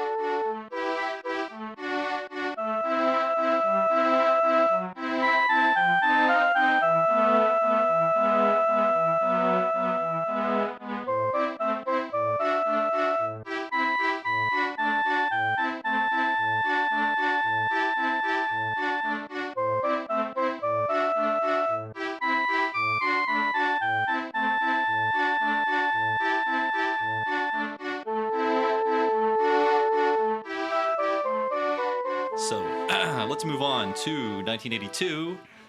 Okay, this is basically the prelude to the video game crash, and you're about to find out why, because 9 billion dedicated gaming platforms came out. Let's go over them really quick. But the flip to that, as a summary of this year also, is that it's like the best arcade year. Right. The arcade was so home consoles flourishing. Are gonna go away maybe for a little bit, but right. arcades are super flourishing, and it will also go away eventually. But right. So let's really quickly go over what came out in '82. We have the CBS ColecoVision and the Coleco Atom. We have the NTEX Adventure Vision. If you've never heard of that, I only found out about it today. We have the GCE Vectrex.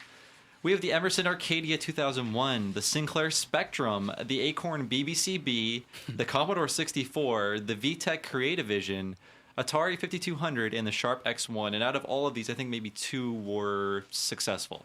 Yeah. The Spectrum. Which would those be? And the Commodore 64. Oh, probably. yeah, okay. Yep. Yeah, that's what I would say. And only one was truly awesome, and that's the Vectrex. The Vectrex was really cool.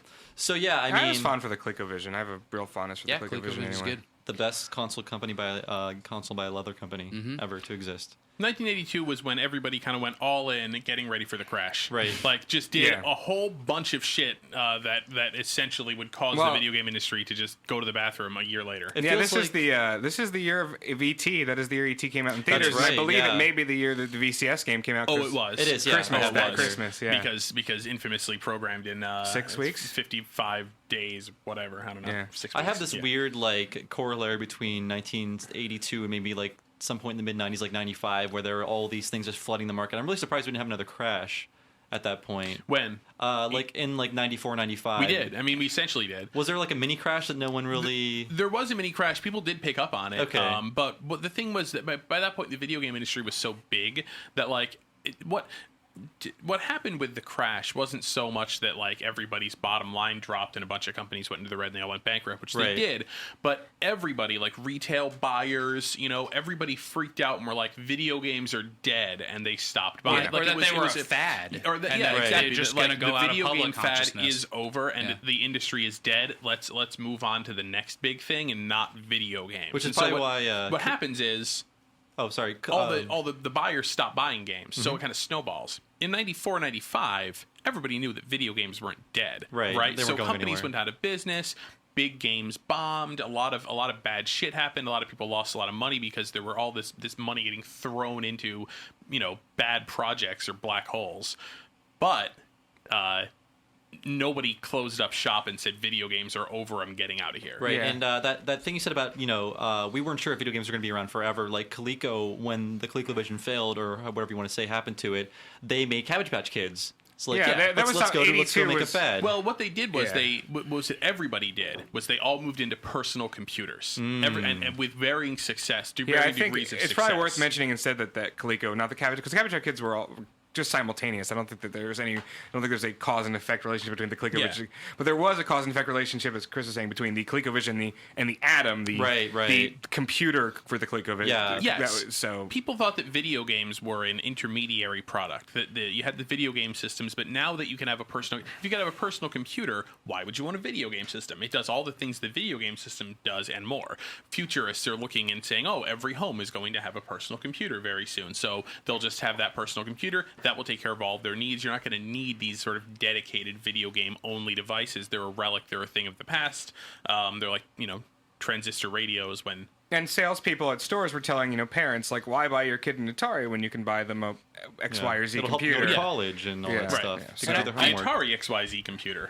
Something interesting happened around then, too, in which the VCS was finally outdated. Arcade games were much better than the VCS at the time, and it was still porting games that just wouldn't work on it. So there was not a viable home console that wasn't a computer that was really expensive. Well, there was the 5200, but it didn't really make any waves. That was also 82. Would you have trusted Atari after that? No. No, and that was it. I mean, everybody was just so high that they were just like, oh my God, we're going to make this, and we're going to make that, and we're going to make this other thing. I also believe that if I recall correctly, that was 3 conditionals, that the 5200 was, they decided internally at Atari, / Warner Communications at that point, I believe, to not make the 5200 affordable because they were terrified of killing off their 2600 business. Right. We can actually look that up. This was the first time that anybody had attempted a generational hardware shift. Nobody had done this before, so nobody really knew what to do. The most earth-shattering ding-dong. the most realistic joust. Pole position at its best. Only the Atari 5200 Super System plays them. Moon Patrol with arcade graphics. Real sports baseball. You're out. Only on Super System. 2,600 games, the adapter plays them all. The Atari 5200 Super System. Its only competition is you. So people have reiterated on their hard, successful system for long enough to do it. This was the first attempt at trying to convince consumers, okay, you're done with this game system, now migrate over to this other one. Yeah. They should have called it the Super Atari. It would work. or the 7800. Yeah. Oh, right. Why the hell not? Mm-hmm. The multiples of 1600 were very strange to me. I never really got what the deal was with that. Nobody really understood that they needed to focus on one thing, you know? Yeah. This idea that you would just kind of throw out all these different products and people would just sort of buy whichever one was the best for them, and you know, it just doesn't work that way. You have to really narrow your focus down to something, which is why Atari had the 5200 and then like a couple of years later was ready to release the Atari 7800. I mean, it was just a different type of technology. Like, I just finished reading the Steve Jobs biography a little while ago, and at the same time, you know, it's like around the same time that the Macintosh and the Lisa were in development in the same company at the same time. Companies just didn't have this, we will have a simple product line that makes sense to people. They're like, different people had different projects, and it just wasn't the same kind of corporate philosophy. That's what it sounds like yeah. of communication between, you know, different sides of a company. Yeah, but 1982 is. I wonder if I don't know if you have a list. Does anyone like bring up like Atari Age or anything? Like, what year has the most bloated release schedule for the 2600? And I would guess 82 is quite. It was probably a contender. I mean, actually, 83. I mean, there were tons and tons of video 82 or 83 games would probably out. have to be the two contenders for the most. I remember like the fun examples of, you know, like that is an interesting Atari question. 2600 games are like things like, you know, like Chase the Chuck Wagon based on dog food, and I had Towering Inferno, which was based on the movie, which was made by U.S. Games.